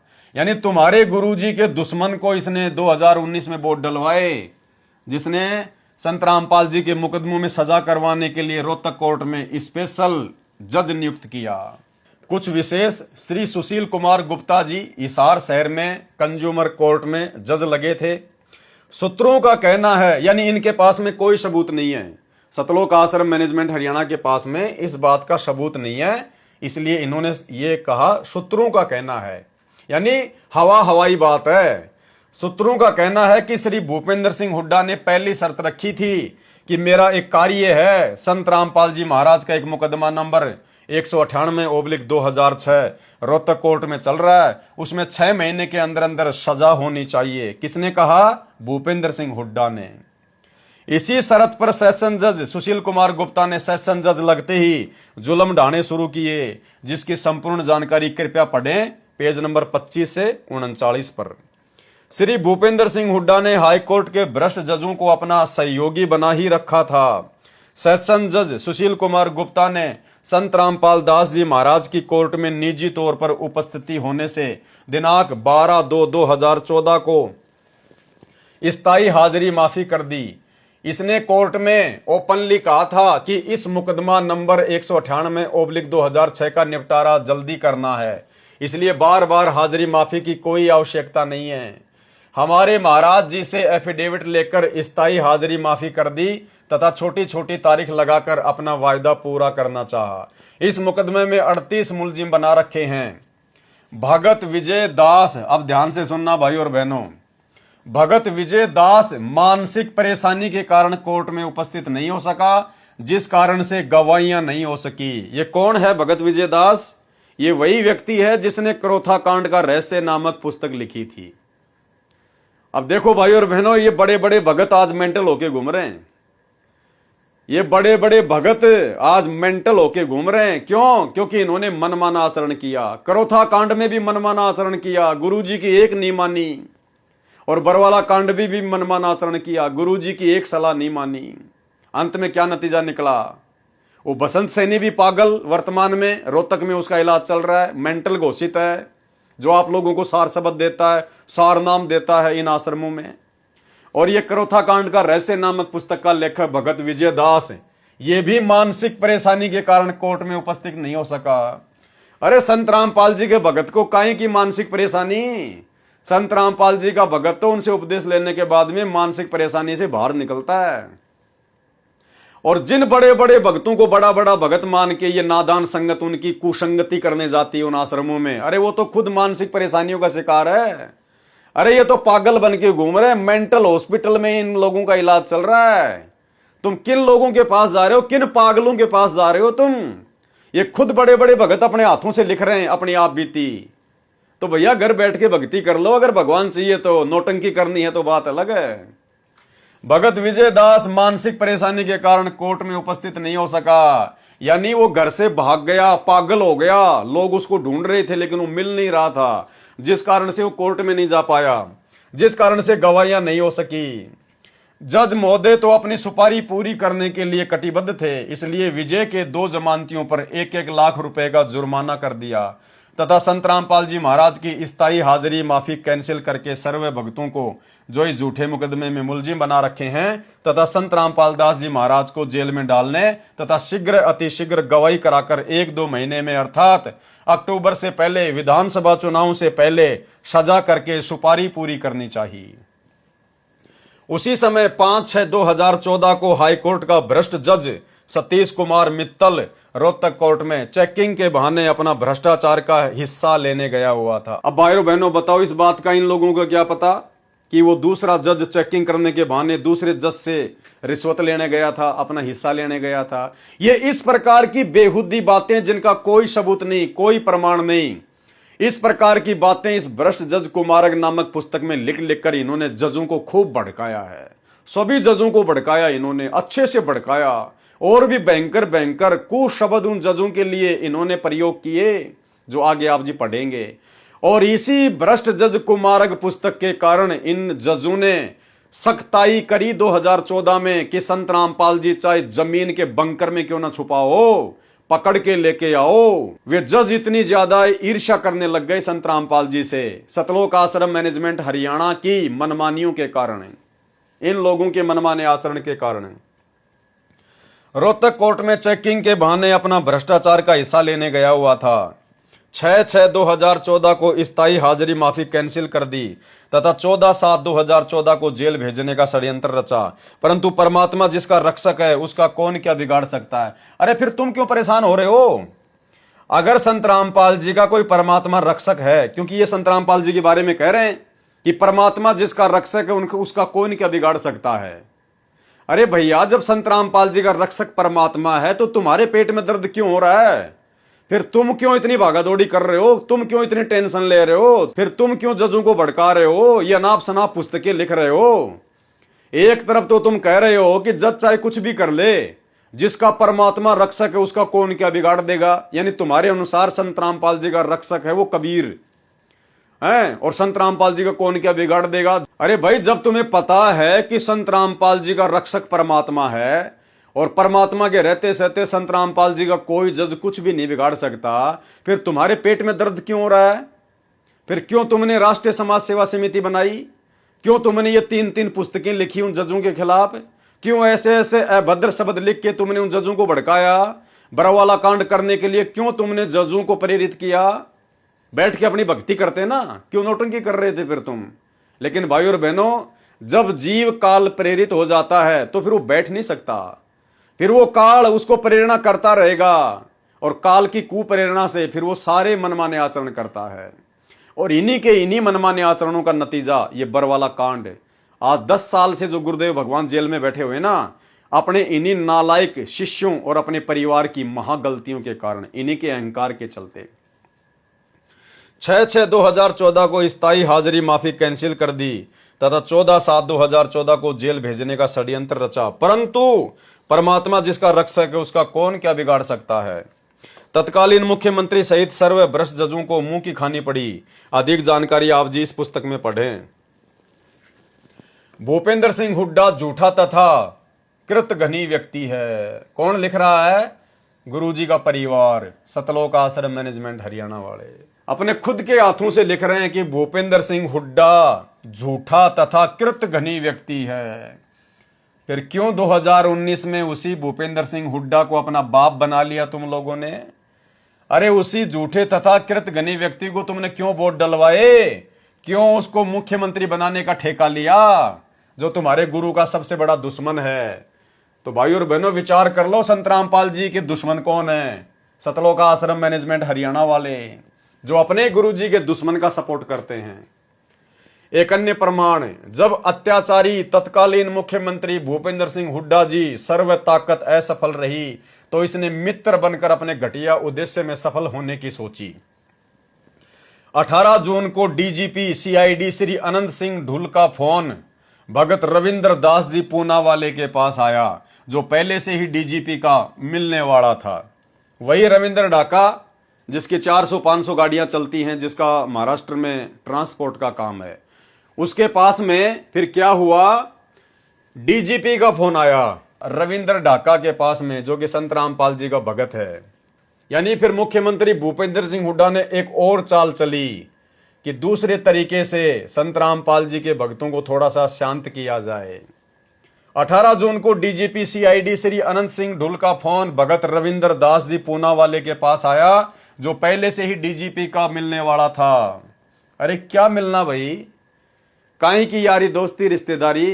क्या मतलब था डीजी से, आईजी से, इनसे दोस्ती करने का? ये भक्ति मार्ग में चलता है क्या? भाई और बहनों, शिक्षा लेनी है, शिक्षा। देखो, जिसकी जैसी भावना होती है, जिसकी जैसे पिछले पुण्य होते हैं, संस्कार होते हैं, कर्म होते हैं, परमात्मा उसी आधार से उस आत्मा को वर्तमान में सुख देता है यहाँ के काल के। आप और हमारे भाग्य में यदि सुख हैं, ढेर सारे सुख हैं, तो भी अपने गुरुदेव भगवान से रोजाना यही विनती किया करो कि गुरुजी, यदि मेरे भाग्य में, मेरे संस्कार में आवश्यकता से ज्यादा इस काललोक के सुख हैं, तो परमात्मा आप उनको कैंसिल कर देना।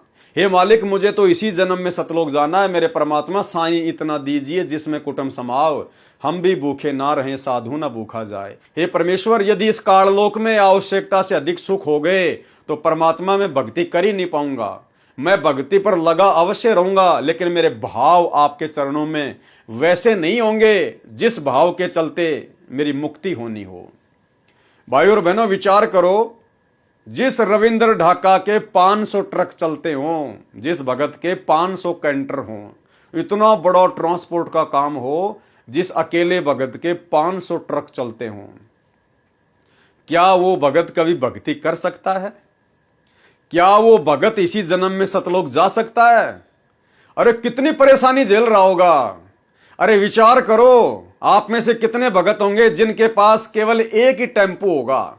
एक टेम्पू, एक ट्रक का चौथा हिस्सा होता है एक टेम्पू। आप में से कितने भगत हैं जिनके पास खाली एक छोटा सा टेम्पू है, और उस टेम्पू को लेकर आप जी कितने परेशान रहते हैं। कभी पंचर हो गया, कभी पुलिस वाले ने पकड़ लिया, कभी उसकी फिटनेस करवानी, कभी उसके टायर बदलवाने, कभी इंजन ने काम मांग लिया, कभी आरटीओ ने पकड़ लिया, आज काम नहीं मिला। कितनी टेंशन रहती है आपको उस एक छोटे से टेम्पू को लेकर। और भाई, जिसके 500 ट्रक चलते हो, फिर उसको तो कहां कहां सेटिंग करनी पड़ती होगी। आरटीओ में बड़े बड़े अधिकारियों के साथ में उठना बैठना है, होली दिवाली पे उनको जो है गिफ्ट वगैरह देना, उनकी हर बात को मानना, चाहे मर्यादा टूटे या ना टूटे, क्योंकि भाई अपना धंधा चलाना है, ट्रांसपोर्ट का काम। और 500 ट्रक कोई भगत बन के थोड़ी चला सकता है। भगत बन के तो आप जी पूरी मर्यादा में रह के तो आप एक छोटा सा टेम्पू नहीं चला सकते वर्तमान में, एक टेम्पू। तो तभी तो ये डीजीपी जैसे लोगों के साथ में उसकी जानकारी उसका मिलने वाला, जबकि भगत का क्या मतलब है। परमात्मा तो कहते हैं अगर भगत अगर मर्यादा में है तो भगत का और जगत का तो 36 का आंकड़ा होता है, 36 का आंकड़ा। तो रविंद्र ढाका जी के बड़े बड़े अधिकारी, बड़े बड़े प्रशासनिक लोग, राजनेता लोग मिलने वाले, तो कहां मर्यादा है। भाई और बहनों, भगवान से हाथ जोड़ के प्रार्थना करना कि परमात्मा मेरे भाग्य में भी हो तो भी मत देना। हे परमात्मा, अगर मेरा वर्तमान में काम ज्यादा है और यदि आप जी उचित समझते हैं तो परमात्मा मेरे इस काम को भी कम कर दो। मुझे तो भक्ति करनी है, 2 टाइम की रोटी परमात्मा आप दोगे, ये धंधा नहीं देगा। धंधा तो केवल एक माध्यम है, एक निमित्त है। तीनों लोकों में प्रवेश करके सबका भरण पोषण करने वाला जब समर्थ हमारा गुरु है तो हमने काहे की टेंशन। अरे काहे की 100 गाड़ी चलाने की आवश्यकता है, काहे की 500 गाड़ियां चलाने की आवश्यकता है। ये भगवान, जिसके 500 गाड़ियां चलती हो उस आदमी को कितनी टेंशन होगी भाई। वो तो खाना भी ढंग से नहीं खा पाता होगा, मंत्र क्या खाक करेगा, ध्यान से आरती क्या खाक करेगा। तो सोचो भाई और बहनों, विचार करो, ये परमात्मा इतना सारा खुलासा क्यों करवा रहे हैं। क्योंकि ये जितने भी बड़े बड़े भगत समझे जाते हैं ना, वो केवल इसीलिए इतना बड़ा भगत समझा जाता है कि उसके 500 गाड़ियां चलती हैं, पूना के महाराष्ट्र में बहुत बड़ा ट्रांसपोर्ट का कार्य करता है, और चाहे ज्ञान की छीट भी ना हो लेकिन भगत तो उसको बहुत बड़ा भगत समझ लेंगे, और वो जो कहेगा वो सबको मानना पड़ेगा कि ये बहुत बड़ा भगत है। केवल हमने पैसे और पद के हिसाब से बड़े बड़े भगत मान लिए, ज्ञान के आधार से हमने किसी को अच्छा भगत नहीं माना। तो भाई और बहनों, मालिक से हाथ जोड़ना कि परमात्मा दया करना, उतना ही देना परमात्मा कि आपकी भक्ति में कोई विघ्न ना पड़े। हे मालिक, मुझे जगत वालों से, कोई अधिकारी से, कोई प्रशासन वालों से किसी प्रकार का कोई संपर्क ना करना पड़े। परमात्मा, मेरा तो जिंदगी में उनसे कभी कोई काम भी ना पड़े मेरे मालिक। तो भाई और बहनों, विचार कर लेना, ये बहुत गहनता की बातें हैं। ये सतलोक जाने के लक्षण नहीं है 500 ट्रक चलाना, 100 ट्रक चलाना, लंबा चौड़ा काम बढ़ाना, काम को आगे से आगे बढ़ाते जाना। इस भक्ति मार्ग में उपदेश लेने के बाद अगर ज्ञान समझ में आ गया और पहले से काम बढ़ा हुआ है उसको भी कम करो, उसको भी कम धीरे धीरे नीचे लेके आओ, ताकि ज्यादा से ज्यादा समय परमात्मा की भक्ति को दे सकें। तो भाई और बहनों, हमने तो असली सुख सतलोक में प्राप्त करना है, और जब तक इस काल लोक के नकली सुखों को ठोकर नहीं मारेंगे, वो सतलोक का सुख कभी जिंदगी में नहीं मिलेगा। 18 जून को डीजीपी सीआईडी श्री अनंत सिंह ढुल का फोन भगत रविंद्र दास जी पूना वाले के पास आया, जो पहले से ही डीजीपी का मिलने वाला था। ढुल ने कहा कि मेरी मुख्यमंत्री जी से बात हुई है, वे कहते हैं कि हम आपके गुरुदेव जी पर बने सर्वे मुकदमे समाप्त करना चाहते हैं। भगत रविंद्र दास जी को भी इस झूठे मुकदमे में मुलजिम बना रखा है। भगत रविंद्र दास ने मुख्य भक्तों के साथ सभा में सर्वे बात बताई, उसमें निष्कर्ष निकला कि यह एक नया षड्यंत्र रचा जा रहा है। शिक्षा लेनी है भाई और बहनों, शिक्षा। हमें कोई मतलब नहीं है इन सब बातों से, लेकिन हमने शिक्षा लेनी है कि हमारे जो पुराने गुरु भगत भाई बहन हैं, वो कितना अपने गुरु जी को समझ पाए, वो कितना भक्ति कर रहे थे, वो कितना मर्यादा में थे, वो काल के हत्थे चढ़े हुए थे या सतगुरु रामपाल जी के भगत बनकर भक्ति कर रहे थे। मनमानी, सतगुरु के रहते सहते मनमानी, ये प्रमाण है। भगत रविंद्र दास ने मुख्य भक्तों के साथ सभा में सर्वे बात बताई, उसमें निष्कर्ष निकला कि यह नया षड्यंत्र रचा जा रहा है। गुरुजी से कोई बात नहीं, गुरुजी से कोई विचार विमर्श नहीं। रविंद्र ढाका ने मुख्य भक्तों के साथ में मिलकर मीटिंग बुलाई, और खुद भक्तों ने मिलकर बैठकर ही निष्कर्ष निकाल लिया कि भाई ये नया षड्यंत्र रचा जा रहा है, हमने कोई बात नहीं करनी है भूपेंद्र सिंह हुड्डा से। कोई गुरुजी का जिक्र नहीं, कोई गुरुजी से बातचीत नहीं, कोई गुरुजी से विचार विमर्श नहीं। क्योंकि जब सतलोक आश्रम वालों ने 2010 में राष्ट्रीय समाज सेवा समिति बनाई थी, तो दास ने आपको उसका पॉइंट नंबर 12 पढ़ा दिया, दिखा दिया उन्हीं के हाथों से लिखे हुए उनके संविधान में, कि हम राष्ट्रीय समाज सेवा समिति वाले संत रामपाल जी से किसी भी कार्य में कोई दिशा निर्देश नहीं लेंगे। स्पष्ट हो गया। और फिर खुद इनके हाथों से लिखा हुआ आप जी पढ़ लो, दोनों बातें मेल कर गई। इन्होंने अपने संविधान में भी लिखा हुआ है, और यहां वैसा ही आचरण ये लोग करते आ रहे हैं। कितनी मनमानियां दास ने आपको इनकी गिना दी, इन्हीं के हाथों से लिखी हुई पुस्तक भ्रष्ट जज कुमारक के अंदर। तो ये होता गुरु को मानुष मानना, गुरु जी को अपने जैसा जीव मानना, गुरु जी की बातों को महत्व ना देना, और इसी का नतीजा आगे चल के निकला बरवाला कांड। और आज आप ऐसे मनवश लोगों की कुसंगति कर रहे हो इन सतलोक आश्रमों में जाके।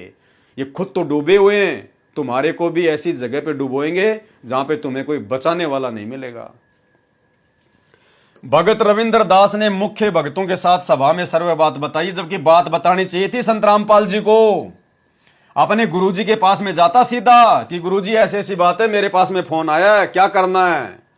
लेकिन गुरुजी का तो कोई लेना देना नहीं है, भाड़ में जाओ गुरुजी, ये तो खुद ही गुरुजी बन रहे हैं। भगत रविंद्र दास ने मुख्य भक्तों के साथ सभा में सर्वे बात बताई, उसमें निष्कर्ष निकला कि यह नया षड्यंत्र रचा गया है। श्री भूपेंद्र जी की सर्व घटिया चाल फैल हो चुकी है। अब विश्वास में लेकर हमें जेल भिजवाना चाहता है कि भगत ये जानकर विश्वास कर लेंगे कि केस तो वापस हो ही जाने हैं, जेल से भी मुक्त हो जाएंगे। तो भाई और बहनों, हाथ कंगन को आरसी क्या, पढ़े लिखे को फारसी क्या। अब अगर कोई मंद बुद्धि से मंद बुद्धि व्यक्ति होगा संगत में भगत, वो तो इन बातों को समझ नहीं पाएगा, वो तो इन बातों पे विचार कर नहीं पाएगा, और वो तो उसी काल के फेंके हुए जाल में, इन सतलोक आश्रमों में गुरुदेव भगवान की गैर हाजिरी में जाकर उन कुपात्रों को, इन काल एजेंटों को, गुरुजी के परिवार वालों को, बड़े बड़े भक्तों को, इन आश्रम वालों को ज्योति पाठ और दान का पैसा देकर काल के जाल में फंसा रह जाएगा। और जो परमेश्वर की अच्छी आत्मा होंगी, जो परमात्मा प्रेमी आत्मा होंगी, जो अपने आत्म कल्याण के लिए ज्ञान को आधार बनाकर भक्ति कर रही होंगी, भाई वो आत्मा तो सावधान हो जाएंगी कि भाई हम क्या जाने संत रामपाल जी का परिवार, हम क्या जाने बड़े बड़े भगत होंगे अपनी जगह, अपने लिए कर रहे हैं, हमें क्या लेना देना। हमने ज्ञान सुना संत रामपाल जी का अपने आत्म कल्याण के लिए, नाम लिया संत रामपाल जी का अपने आत्म कल्याण के लिए, मर्यादा दे रखी संत रामपाल जी ने जो हमें निभानी है, और पेट भरना हमने अपनी मेहनत करके। फिर गुरु जी के परिवार की चापलूसी क्यों करें। और दान धर्म दिया जाता अपने गुरुजी को, क्योंकि सुपात्र को दान दिया जाता है। सुपात्र धरती पर केवल सतगुरु रामपाल जी हैं। वर्तमान में गुरुजी जेल में बैठे हैं, उनको 2 टाइम का खाना, 2 जोड़ी कपड़े हरियाणा प्रशासन दे रहा है। हमारा अरबों खरबों का ये दान कहां जा रहा है? इन कुपात्रों के हाथ में, गुरुदेव के परिवार वालों के हाथ में, इन बड़े बड़े समझे जाने वाले मंदबुद्धि भक्तों के हाथ में, जो तुम्हारे दान का तुम्हारी आंखों के सामने उल्टे कर्म करके सरेआम दुरुपयोग कर रहे हैं। तो भाई समझदार भगत तो अपनी भक्ति बचा लेगा और आने वाले महाविनाश के समय में अपनी दुर्गति करवाने से बच जाएगा। अन्यथा भैया दुर्गति तो आंखों के सामने खड़ी है, दरवाजे पर खड़ी है, बच नहीं पाओगे। ये परमात्मा जबरदस्ती किसी का हाथ नहीं पकड़ेगा, काल के साथ इसका एग्रीमेंट है।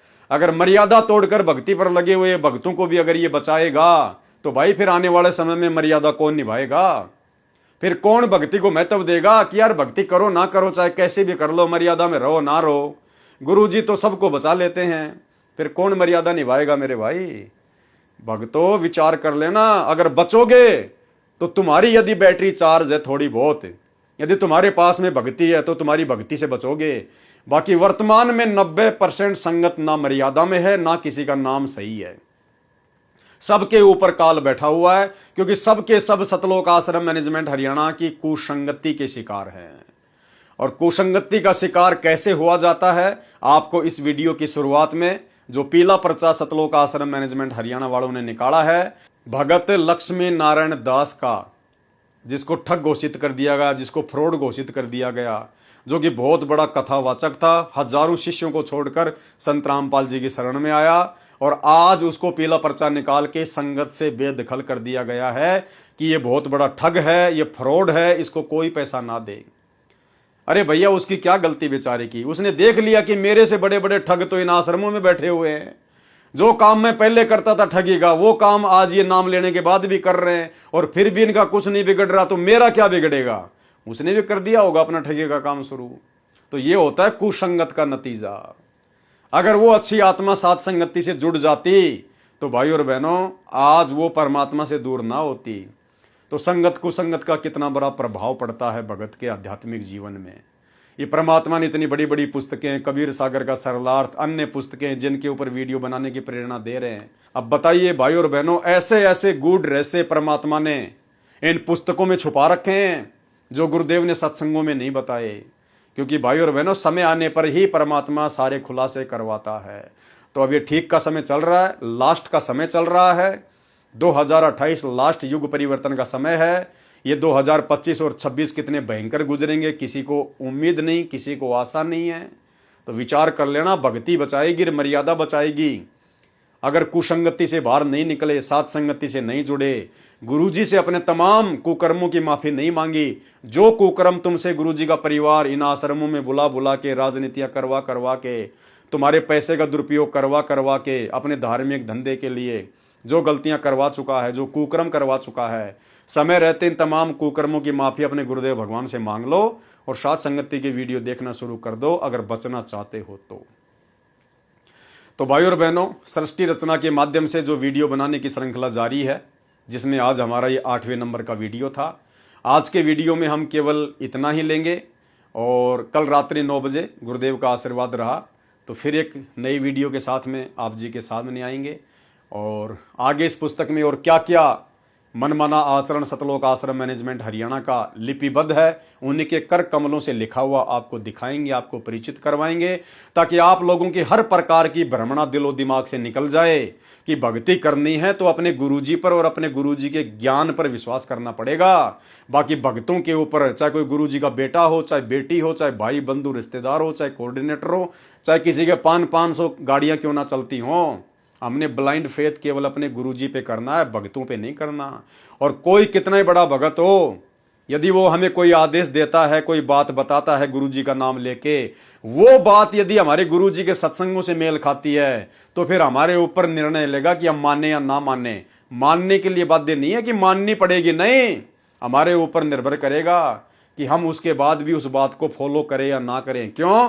क्योंकि 2014 बरवाला कांड के बाद ये हमारी परीक्षा चल रही है, और परीक्षा भाई स्वयं ने देनी होती है, स्वयं ने, तभी हम सफल होंगे। और परमात्मा पल पल देख रहा है अंतर्यामी, कौन किस प्रकार से रिएक्ट कर रहा है भक्ति मार्ग पर। तो भाई और बहनों, आज के वीडियो में केवल इतना ही। कल परमात्मा के दया से फिर से हाजिर होंगे। तब तक के लिए गुरुदेव भगवान हम सबको इजाज़त दे, आशीर्वाद दे। बंदी छोड़ सतगुरु रामपाल जी भगवान की जय हो।